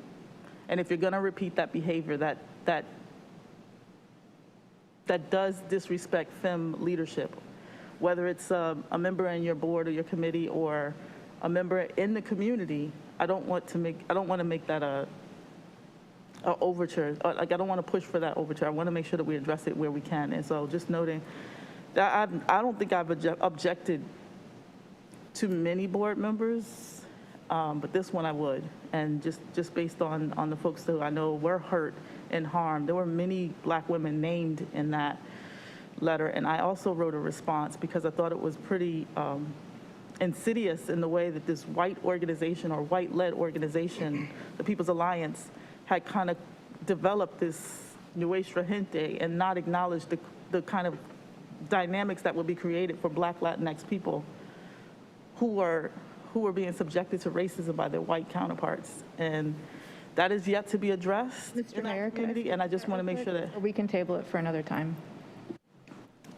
Go ahead. I just wanted to just note that these are the topics and discussions in our community, and I don't think that the way that we nullify them or get to the bottom of it is by appointing folks who are creating that harm to boards and committees. So if we're at the point we're having a discussion this evening and we want to make sure that we don't send that message forward, then I'm all for adjusting the motion to just go ahead and re-advertise for that one position. Thank you, Councilmember. Councilmember Caballero, and then Mayor Pro Tem. And I think Councilmember Middleton, I've gotten you out of line. I apologize, but we'll get to you. Yes, sir. I just wanted to say something about the Nuestra Gente caucus, which Ms. Ortiz was a part of it, but there was actually no accountability for several members in that group. That has nothing to do with this group. I don't want to tread into that group. The processes and decisions were contained within that group, and that group no longer exists because of the actions of several folks in that group who were not held accountable. I guess that's what I'm saying. I'm saying that in my mind, regardless of where we land on this, from what my memory is, Mr. Dorfman resigned from Nuestra Gente, resigned from People's Alliance, and those were his public actions. There are other folks in this community who have caused, not just to me, but are hurtful and hateful and say xenophobic and anti-Semitic comments. And if we're going to have a standard, I'm saying that's fine, but for all boards and commissions, then it has to be redefined.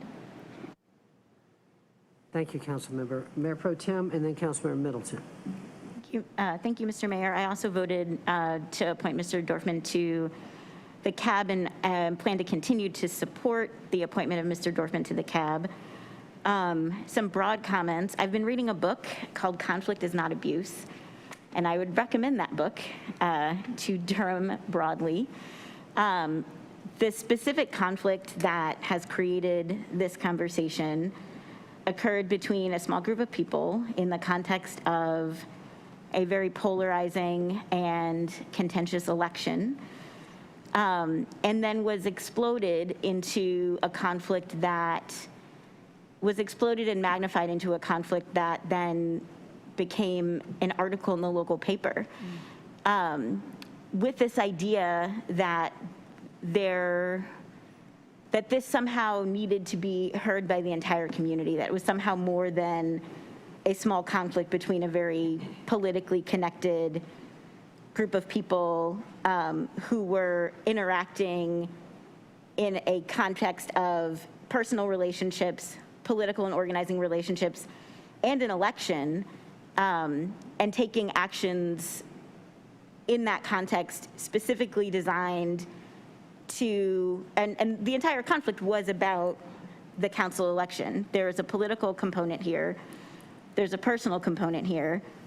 And I don't think it's the role of the city government to mediate private conflicts between residents. There are a lot of people on our boards and commissions who have caused harm in our community. We intentionally appoint people who are involved in the justice system because we believe that that perspective is valuable on our boards and commissions.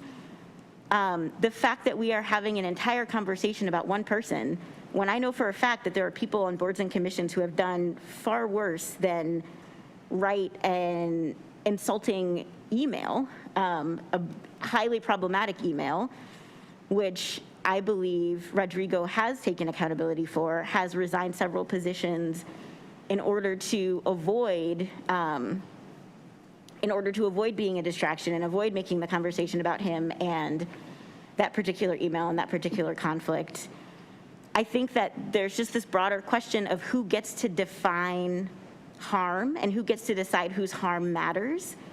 And we have an egregious double standard, which Councilmember Caballero has pointed out, with regard to people causing harm, who that harm is caused to, and how we hold people accountable for harm. And I don't think that a small group of people gets to dictate how those relationships should play out on a public scale. We are appointing this person to a commission to represent cultural arts in a city of almost 300,000 people, most of whom have probably caused harm at some point in their lives or have been in a situation of conflict with someone. I don't think the standard that is being proposed here to deny Mr. Dorfman this appointment is a reasonable standard or is in any way equally applied by the people who have these concerns. And I would love for there to be a standard. Trust me, my life would be a whole lot easier if there was a standard for who we respect in public life. But I think that this level of criticism of this particular person, it feels very personally motivated to me and it feels very wrong. There are a lot of people who do work for this community who have done harm in their lives in a variety of ways. And I don't think that we can or should have a conversation, have this level of conversation, put every single person under this level of scrutiny. I don't think very many people up here would survive this level of scrutiny that we are discussing here right now. And I know there are lots of people who come into this chamber all the time whose voices are very respected by a number of people up here on this dais who have caused a lot of harm to a lot of people in this community. So yeah, I think this is unreasonable. I'm going to continue to support Mr. Dorfman. I encourage people to manage their private conflicts, to seek accountability, to try not to cause harm. All of these are important, but this is government. I feel like we are taking a private issue and turning it into a very public conversation in a way that feels actually harmful to me. What we are doing right now feels harmful. I think we're compounding the problem rather than solving it. Thank you, Mr. Mayor. Thank you, Madam Mayor Pro Tem. Councilmember Middleton. Thank you, Mr. Mayor. I think if you want to keep an issue private, you shouldn't use the internet. That's the best way to keep it private. I find some of the statements tonight fascinating. I think you should be able to be engaged in a contentious situation and not say racist things. I don't think that's too high a bar. The suggesting that black women are stupid or lack comprehension, you got deeper problems than just keeping things personal. And I think to minimize the harm that was done by this exchange is not helpful. I want to thank my colleague, Sister Caballero, for what she said. And listen, the attacks on Councilor Caballero, her citizenship, were abhorrent. They were disgusting. Anybody that was offended by what happened to Barack Obama should have been just as offended. So much so that you should have spoken out. When that happened, I issued a statement condemning the statement and the person. For 3 weeks, I got messages from folk about breaking unity with black elders in our community for the statement I issued. But it was the right thing to do. And as far as this tu quoque kind of equivalency argument, I don't know where all these Nazis and homophobes and racists are that we're putting on our boards and commissions, but there are a number of people that have stood in here who have said abhorrent things who will never get my vote to be on the board or commission. And I don't know who these folk are that we've been putting on that have had these kind of brushes with this kind of far-fetched statements who have been codified, who have been ensconced on the board or commission. But I'm willing to scrub my votes over the last 4 years and see who I put on a board or commission that has stepped into that realm or who has gone that far and made statements that offensive. Listen, you can't attack gay people in Durham and get elected or be on the board or commission. Not in this city. You can't say racist things in Durham and get elected and be on the board or commission. You can't call or suggest that black women who are engaged in code switching or using black dialect have a comprehension issue or an intellect issue, thinking it won't get out, and if it gets out, sorry, but you can't do that in Durham and then be unrepentant about it. That's the standard, and that's the standard we try to uphold. And listen, I open my statements with, I believe in redemption, because there's a saying in my faith tradition that said, all have sinned and fallen short. And you're right, Mayor Pro Tem, we all have our stuff to deal with, but we all have our stuff to deal with. And like I said, these boards and commissions, this is a privilege, not a right. These seats on this council, it's a privilege, not a right. We're getting ready to have a job interview in a few months to see if folk are still worthy to sit on this council, or should we get in new people? And things that we've said, and if we said things privately and they happen to leak publicly, that's part of the game. That just comes with the territory. But the black woman that raised me, the black woman that I call a sister, the black woman that I love, they're not stupid. And you can't say things like that and then just say, well, tu quoque. Other people have said, harmful things, and they sit on the commission. Where are they? I'll take retroactive votes to scrub our boards and commissions, but no one that has crossed that threshold will ever get a vote from me.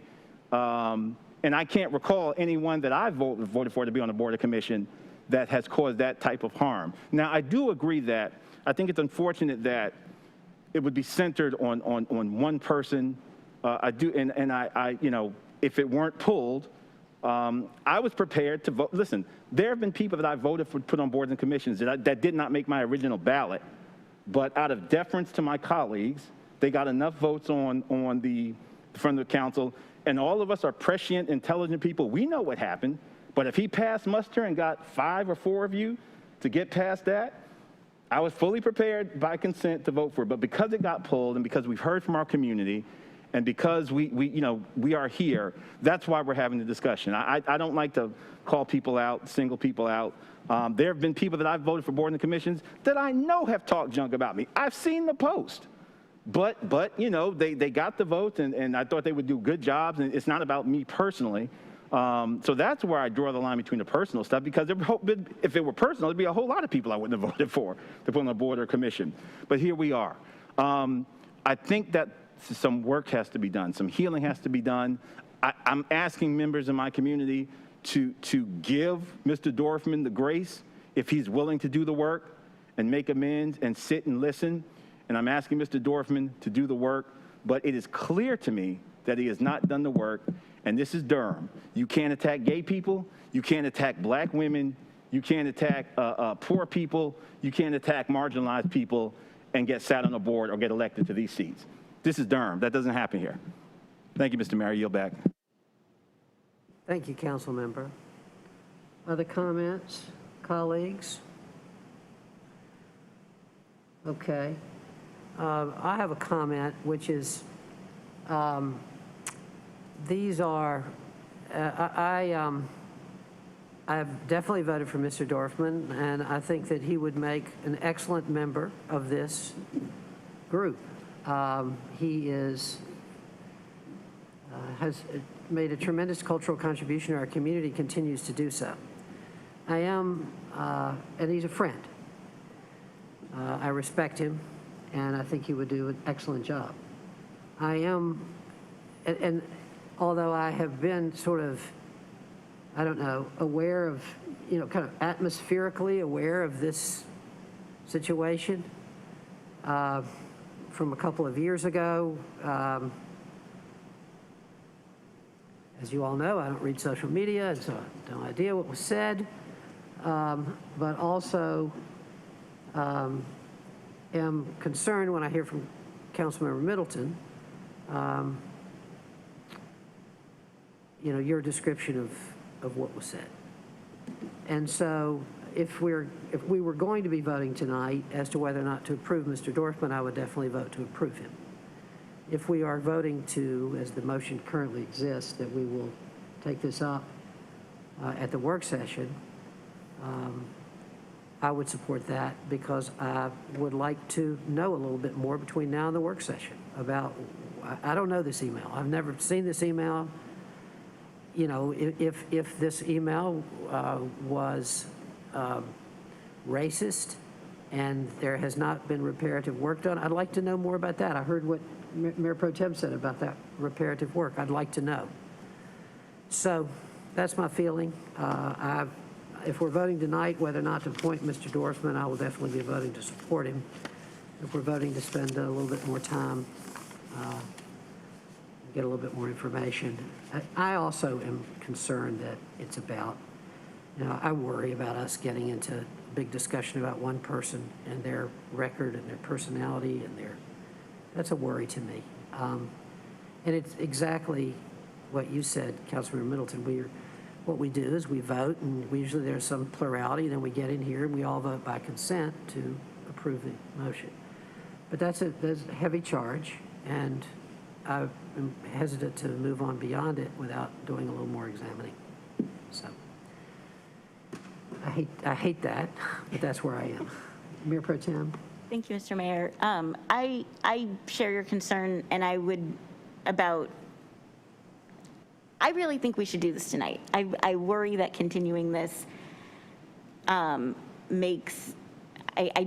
don't think that we should continue this conversation beyond what is absolutely necessary to make this decision. I read the email in question a couple of years ago. With all due respect, I think that Councilmember Middleton's characterization of it is rhetorically problematic. Mr. Dorfman did not say Black women lack comprehension. He referenced a couple of specific Black women whom he felt lacked comprehension. I think that's a very important distinction. Speaking to making a claim that would clearly be racist about all members of a group versus making a claim about individuals who are members of a group. And I think that distinction is often ignored in conversations where private conflicts are, for whatever reason, raised to where someone wants to raise a private conflict to the level of a public discussion. An accusation of a broad attitude of racism is very effective in doing that. I personally think that the root of this letter is a personal conflict and political disagreements. And if you can't have political and personal conflicts with Black women without being accused of racism, I think we have a really serious problem. Maybe if people feel concerned about understanding more clearly exactly what was in this letter, we could look at it right now. I feel like I personally would very much like to resolve this matter tonight and not give it any more airtime than it requires to make a decision. Thank you. Mr. Mayor, was referenced directly? Hang on one second. I'll get you to say. Thank you, Madam Mayor Pro Tem. Is there anybody who hasn't been heard from that would like to be heard from? Which I guess is Councilmember Reese. Would you like to be heard from? Absolutely, Mr. Mayor. Thank you. And I'll get to you, Councilman. Finally get a chance. Waiting my turn. You know, I was involved in this situation as a bystander 2 years ago. Like many of us on this dais, I also issued a statement about the email and the horrible things contained therein. I will say that that I put a lot of weight in the recommendation of the Cultural Advisory Board about their Cultural Affairs Board for the folks that they want to work with going forward. But I also put a lot of weight on the fact that unbeknownst to me, it certainly sounds like there are folks in the community that still have significant beef with Rodrigo Dorfman. Does that mean we shouldn't appoint him to the board? Does that mean we should go deeper into the letter and figure out exactly what the badness was? And if an email like that, you know, makes it so that a person who says those things can't be on a city board, despite the fact that the board made that recommendation, I don't know how to answer that question. And Mr. Mayor, it's not entirely clear to me, like how procedurally where we are. There was a motion and a second to approve the slate of appointees. Then a motion for a substitute motion was made, which I think requires I don't know how that works procedural, but I'm sure our attorney will tell us. So maybe if he could clear some of that up, we can figure out exactly where we're going here. Thank you. Yeah. Councilmember Middleton. Thank you, Mr. Mayor, and I appreciate the Mayor Pro Tem's comments. Again, I think you can disagree with Black women without attacking their intelligence. And we've seen this time and time again in this modern political climate, how these special coded terms and phrases, Maxine Waters, April Ryan, we can go down the list of Black women who have been suffered a particularly nuanced type of attack. I read the letter. I remember it well. And yes, he did talk about a specific group of Black women. But let's recall what he said about this specific group. He said, quote, "You could tell by the way they spoke." What does that mean? Every Black person who read that knew exactly what it meant. He was talking about code switching and Black dialect. And the way we enunciate sometimes comes off. Why was that even necessary? And why was that connected to comprehension? This is something that is ancient. It's part of the American DNA. The response was visceral, and we knew exactly what it meant. And that's why it was said privately and not meant to be consumed publicly. So there was a presence of mind and a mens rea there. It was understood what was being said, and every Black person, well, let me not say that. Many Black people that read it understood exactly what it meant. So yeah, it was a specific group of Black people, but there's a reason why when Maxine Waters was called low IQ, why so many other people viscerally responded to that and didn't say, oh, well, that's just Maxine, he's not talking about us. We understood exactly what that meant. And listen, I do not believe you should be judged by the sum total of your bad acts. I believe in redemption. But we got to be honest and tell the truth about what that was and what happened. And this, you know, the other great thing about Durham is do the work. We bend over backwards to bring people back into the fold and extend grace. Just do the work. And Mr. Mayor, if we need more time we've held up some discussions plenty of times. I didn't think we didn't need to hold up. If there was ever a time to give us more time to make the right decision, this is that issue.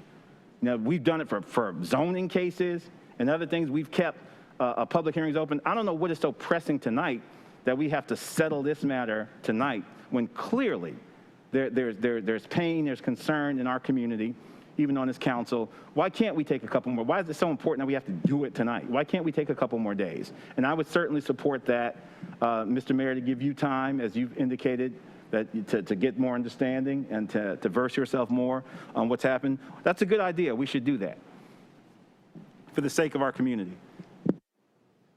I'm going to ask Councilman Freeland, and go ahead, Councilman. I would just echo the last comment about being open to and seeing I would like to read the letter. That's really what it is. I'd like to be informed and not hear through my colleagues what their interpretation is, make my own opinion, and would like to not feel the need to do that over the next 5 to 10 minutes. Yeah.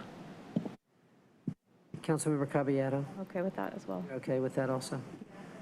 I will plan on reaching out to or maybe through the liaison. I want to know, we trust the Cultural Advisory Board. They give us their recommendations.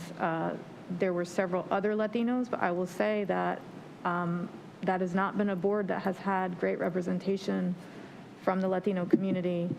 And we all clearly have opinions on the resident, on this individual, but to the impact he's made on the Durham Latino community, the cultural richness of his work speaks for itself. So I think that I would like to know their thinking on what those recommendations were. Thank you. Colleagues, yesterday morning I got on an airplane at 8:30.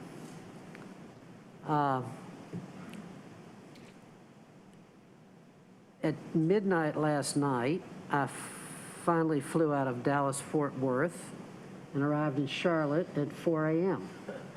I then got on an airplane, then got in a rental car, and drove to Raleigh-Durham. And I arrived here this morning at 7:30, picked up my car at the airport and drove home. So I'm very tired. But I did not want to miss being with you, and I'm glad I'm here.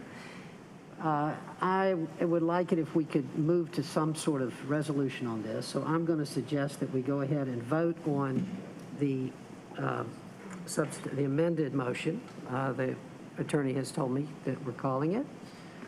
And I'm going to state what the amendment is. The amended motion is that we appoint all the members, the 5 members other than Mr. Dorfman, and that we take up at our work session whether or not we want to appoint Mr. Dorfman on Thursday. I'm going to be voting for it. I resonate very much with what Mayor Pro Tem Johnson said about the possible additional harms here, the way in which I think we are, unfortunately, blowing up what I think had a lot of personal, was in some ways just a dispute between people into something bigger. I worry about that. I worry that I don't want this to be a precedent for us to getting into a whole lot of, judging people on an individual basis. I don't think we want to go that way. On the other hand, this is a very serious charge, and I think we have to look at it. So that's why I'll be voting. Any final comments? Councilmember Middleton. Thank you, Mr. Mayor. I will say, and again, I want to, associate myself with concerns about this being revolving around one person. But, I heard, I think it was James Carville once say that the interesting thing about political folk or politicians is that they're willing to fail so publicly, that you voluntarily go to a job interview where everybody's going to know who got the job. Mr. Dorfman was fully aware that that this issue was part of his public record when he signed up for to be on the commission. He's a grown man and he's highly intelligent. I can't imagine that he didn't think that this would possibly at least come up. So in fairness, while I'm uncomfortable and certainly have some reticence about having this type of level of scrutiny about one person who's not running for public office, because any of us who run for public office know that our personal stuff is public. But I take some comfort in the fact that he had to know that this could possibly have come up. So with that said, I'm prepared to vote. Thank you, Mr. Mayor. Thank you, Council Member. Yeah, go ahead, Council Member. Thank you, Mr. Mayor. I just, this is a broader ideological question that getting to know the culture of the council and what we think on different issues. Personally, I think that this level of scrutiny is appropriate. Maybe that's the millennial, like social media person in me. But just as an analogy, if we found out, somebody was parading downtown with the swastika or said something incredibly misogynistic or anti-Semitic, I would hope we would grab them by the collar and say, hold on a second.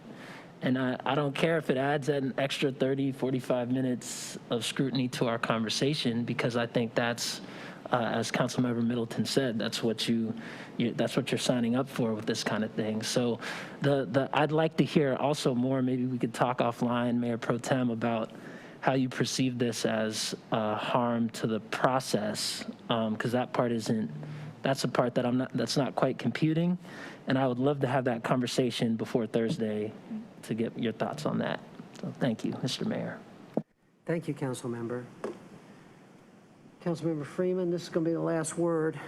Thank you, Mr. Mayor. I do appreciate the conversation. I didn't intend for it to happen this evening. I was trying to push it for Thursday because of the lateness of the hour, but I do want to note that there was a very recent incident in Greensboro where it became very newsworthy, and I don't want to see us in that position, acknowledging that when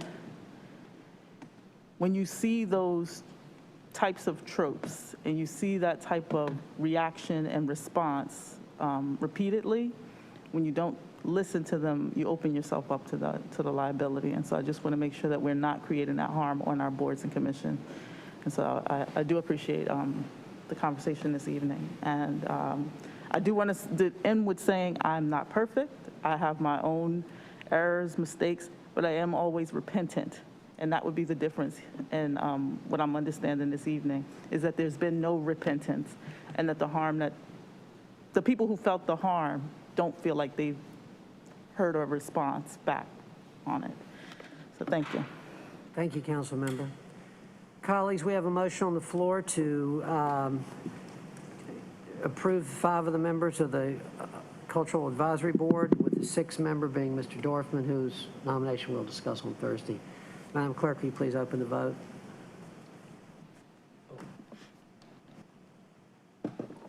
Please close the vote.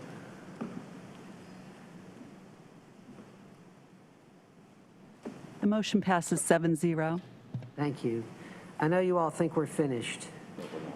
I want to have a brief discussion on how we ought to proceed with our upcoming meetings.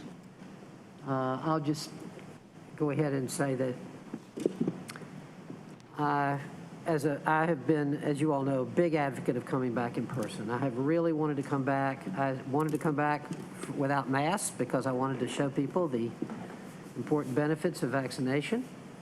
And I appreciate all the work, Madam Manager, and especially Madam Clerk, that you all have done to make these meetings possible, and all our folks in the media department, and just, it's been amazing.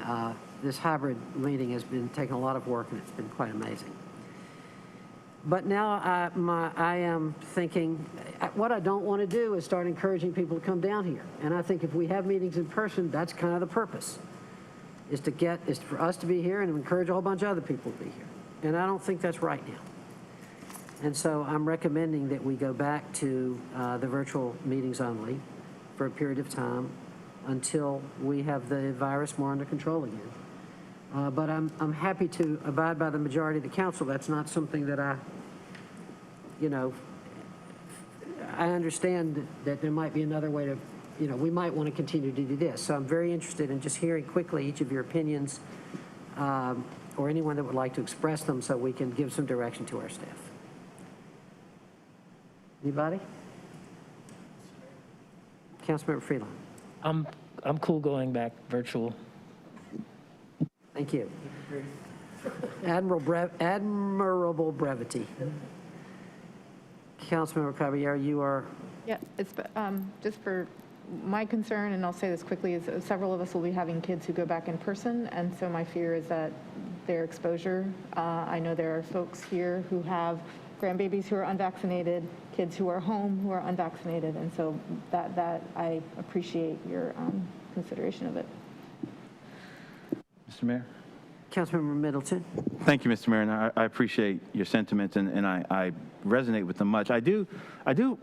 I guess I have an impact question. I mean, we sit at the top of an organizational chart, and I'm wondering what is the implications of that for the rest of the functioning of City Hall and the rest of the staff that's begun to repopulate this building? How does that trickle down? I shouldn't use that phrase. How does that impact, or, the policy impact of us kind of not being here for the rest of the building, the rest of our employees? Yeah, maybe the manager would like to comment on that, but I won't ask her directly. I'll let her know that you've asked it, and if she wants to comment, she can. Colleagues, any others? I'm fine with going back virtual.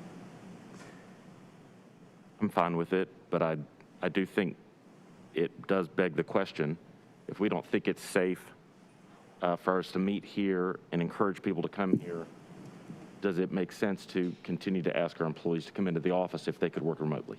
So I share council members' concerns, and I hope the manager will speak to that. Not tonight, but whenever. Well, I think if she's going to speak to it, she should speak to it tonight, because we are here tonight. We're going to decide this tonight, at least temporarily, at least for our next meetings. Want me to speak now? Sure.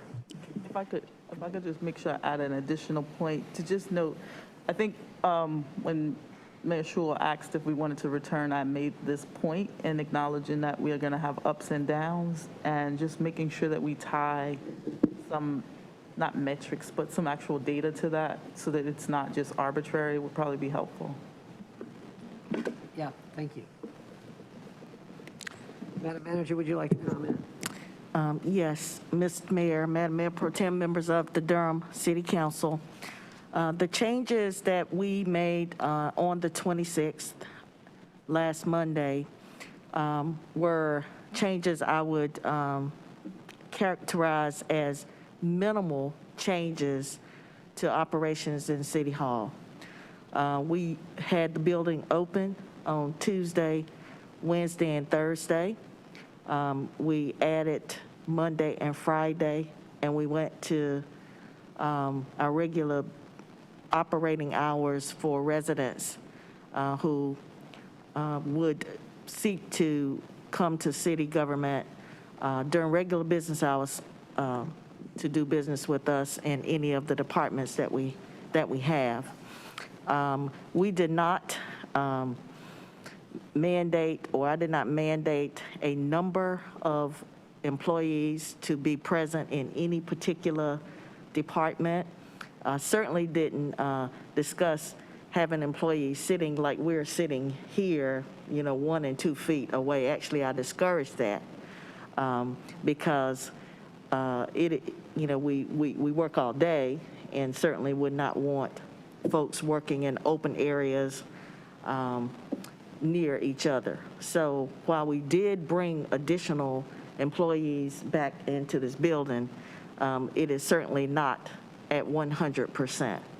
So, I do believe that it is related to the decisions that you make here, but not specifically directly tied to them. Thank you very much, Madam Manager. That's helpful. Colleagues, let me just say, what I've heard, the word I've heard from several people is, I'm fine with that. I'm fine with that is not the same thing as I'm in favor of that. And so one option is we go ahead, keep doing what we're doing for another couple of meetings, and see if, because people are, I'm assuming if you're fine with not doing saying that you're fine with moving to a all virtual meeting also implies to me that you're fine being here for this. And so either we, one possibility is we keep doing this for a couple more meetings, we see how it goes, we see what our cases look like, and so forth. Councilmember Reese. I would definitely prefer to move our meetings to a virtual format for the foreseeable future. I'm sorry that wasn't clear, but I also think the risks that we're responding to in making this decision, I hope the administration will continue to keep those in mind as we ask our employees to subject themselves to similar risks here in this building. That's all I'm saying. Yeah. But I don't think we should continue to meet as some sort of weird solidarity movement. I mean, we can minimize harm. We should do that by not meeting in person, because that reduces the risk that folks will come here and get exposed to the virus. But my comments were more geared toward hoping that the manager and the administration will take that into account as we go forward in the days and weeks ahead. Thank you. Yeah, thank you. And that was helpful. And I appreciate that strong expression of opinion. It's very helpful. And I appreciate the manager's comments, the distinction. We're not asking our staff to sit here 2 feet apart from each other. We've been here now 4 hours doing that. That's not something we're asking anybody else to do. And then really inviting other people to come. And as much as we love having Representative Alston here and others, you could imagine a situation where there was something where people really wanted to come, and a whole lot of people came. Any other thoughts? Councilmember Middleton. Yeah, if there are employees here for an 8-hour shift or however long their shift is, and say if somebody's paying their water bill and they may, I don't know, say 100 people during that day from across the counter, I mean, I don't think they're 6 feet apart from across the counter. I just, for me, it's just difficult for me to divorce any actions we take from the rest of this organization. I mean, we're the head of it. So if the numbers and indicators have crossed the threshold where we need, I think just for the final arbiter of policy in the city to resequester ourselves because of what the numbers are doing now, I think that's just a very dramatic message to the people of our city. And if we do that, I don't see how that can't ripple down to the rest of this building or folk in it in some substantive way. I just have a hard time conceptualizing how that can't be the case if we're going to do that. That's all I. Yeah. Well, but whatever the Avengers say, I'll abide by. So. Okay. Colleagues, anything else? Councilmember Freeman. Thank you, Mr. Mayor. I think my personal intuition is like I'd be fine at home, but I am of the mind of Councilmember Middleton in acknowledging that there are a lot of folks who are watching us, and what we model, they'll model. And so just keeping that in mind, that's all. I mean, to me, that's a double-edged sword. I think that I understand the point well taken about our employees who are here. I do think we want to model for our community that it's not a good time to be together inside. That's, to me, is a super important message right now. I just think that's just a super important message. And so it's tricky, very tricky. And yeah, Councilmember Caballero? What's our current positivity rate right now? I'm not sure their positivity rate. I know that, I think I said earlier that the cases are, we've gone from less than 5 a day to 40 a day for a 7-day average. I'm not sure our positivity rate. I'm wondering if It was up above 10% as of a couple of days ago when I last checked. Yeah, I was wondering when Councilmember Freeman talked about metrics, if we could tie it to a positivity rate, then it would make it easier. I think what I know is going to happen is once schools are back in person, all of them, our numbers are going to go really up. And so if keeping ourselves in person for the next few weeks before that kind of big, and then deciding, I mean, that if I'm really thinking about where the risks are, that's going to be the risks because we're going to have so many kids who can't get vaccinated in buildings. Well, let me suggest then, just in the interest of going home, that we stick with what we're doing now through this work session and the next Monday night meeting, and that we ask our administration to think with us a little bit about a metric that we could use. to make our decision. Does that sound like a reasonable approach? Yes.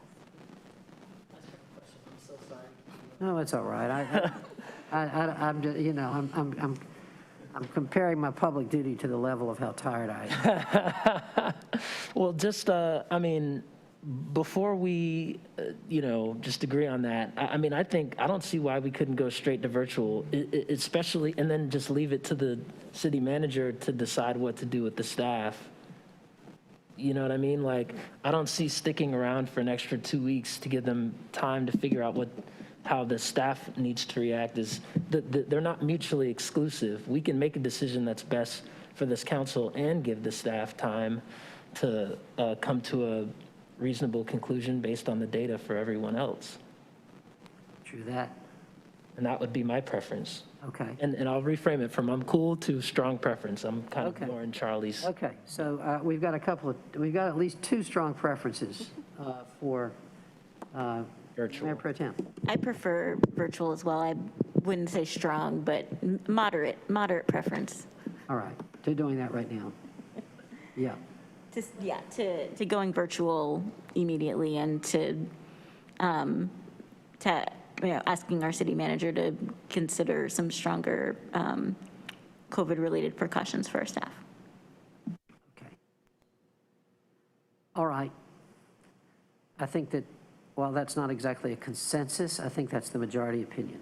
And so unless someone else has a different reading, I'm going to say that we will be meeting virtually, at least in the temporary future, and we'll think about some metrics to be associated with when we are virtual and when we are not virtual. And yeah, I think that's where we are.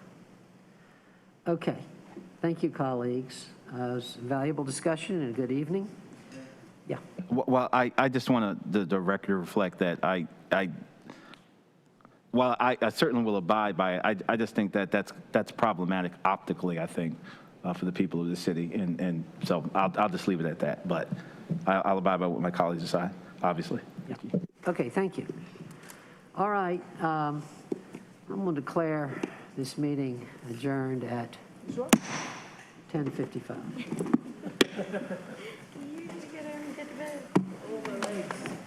My legs too. Sitting under here. What was going on in Dallas? I was actually flying through Dallas. I was in Missouri with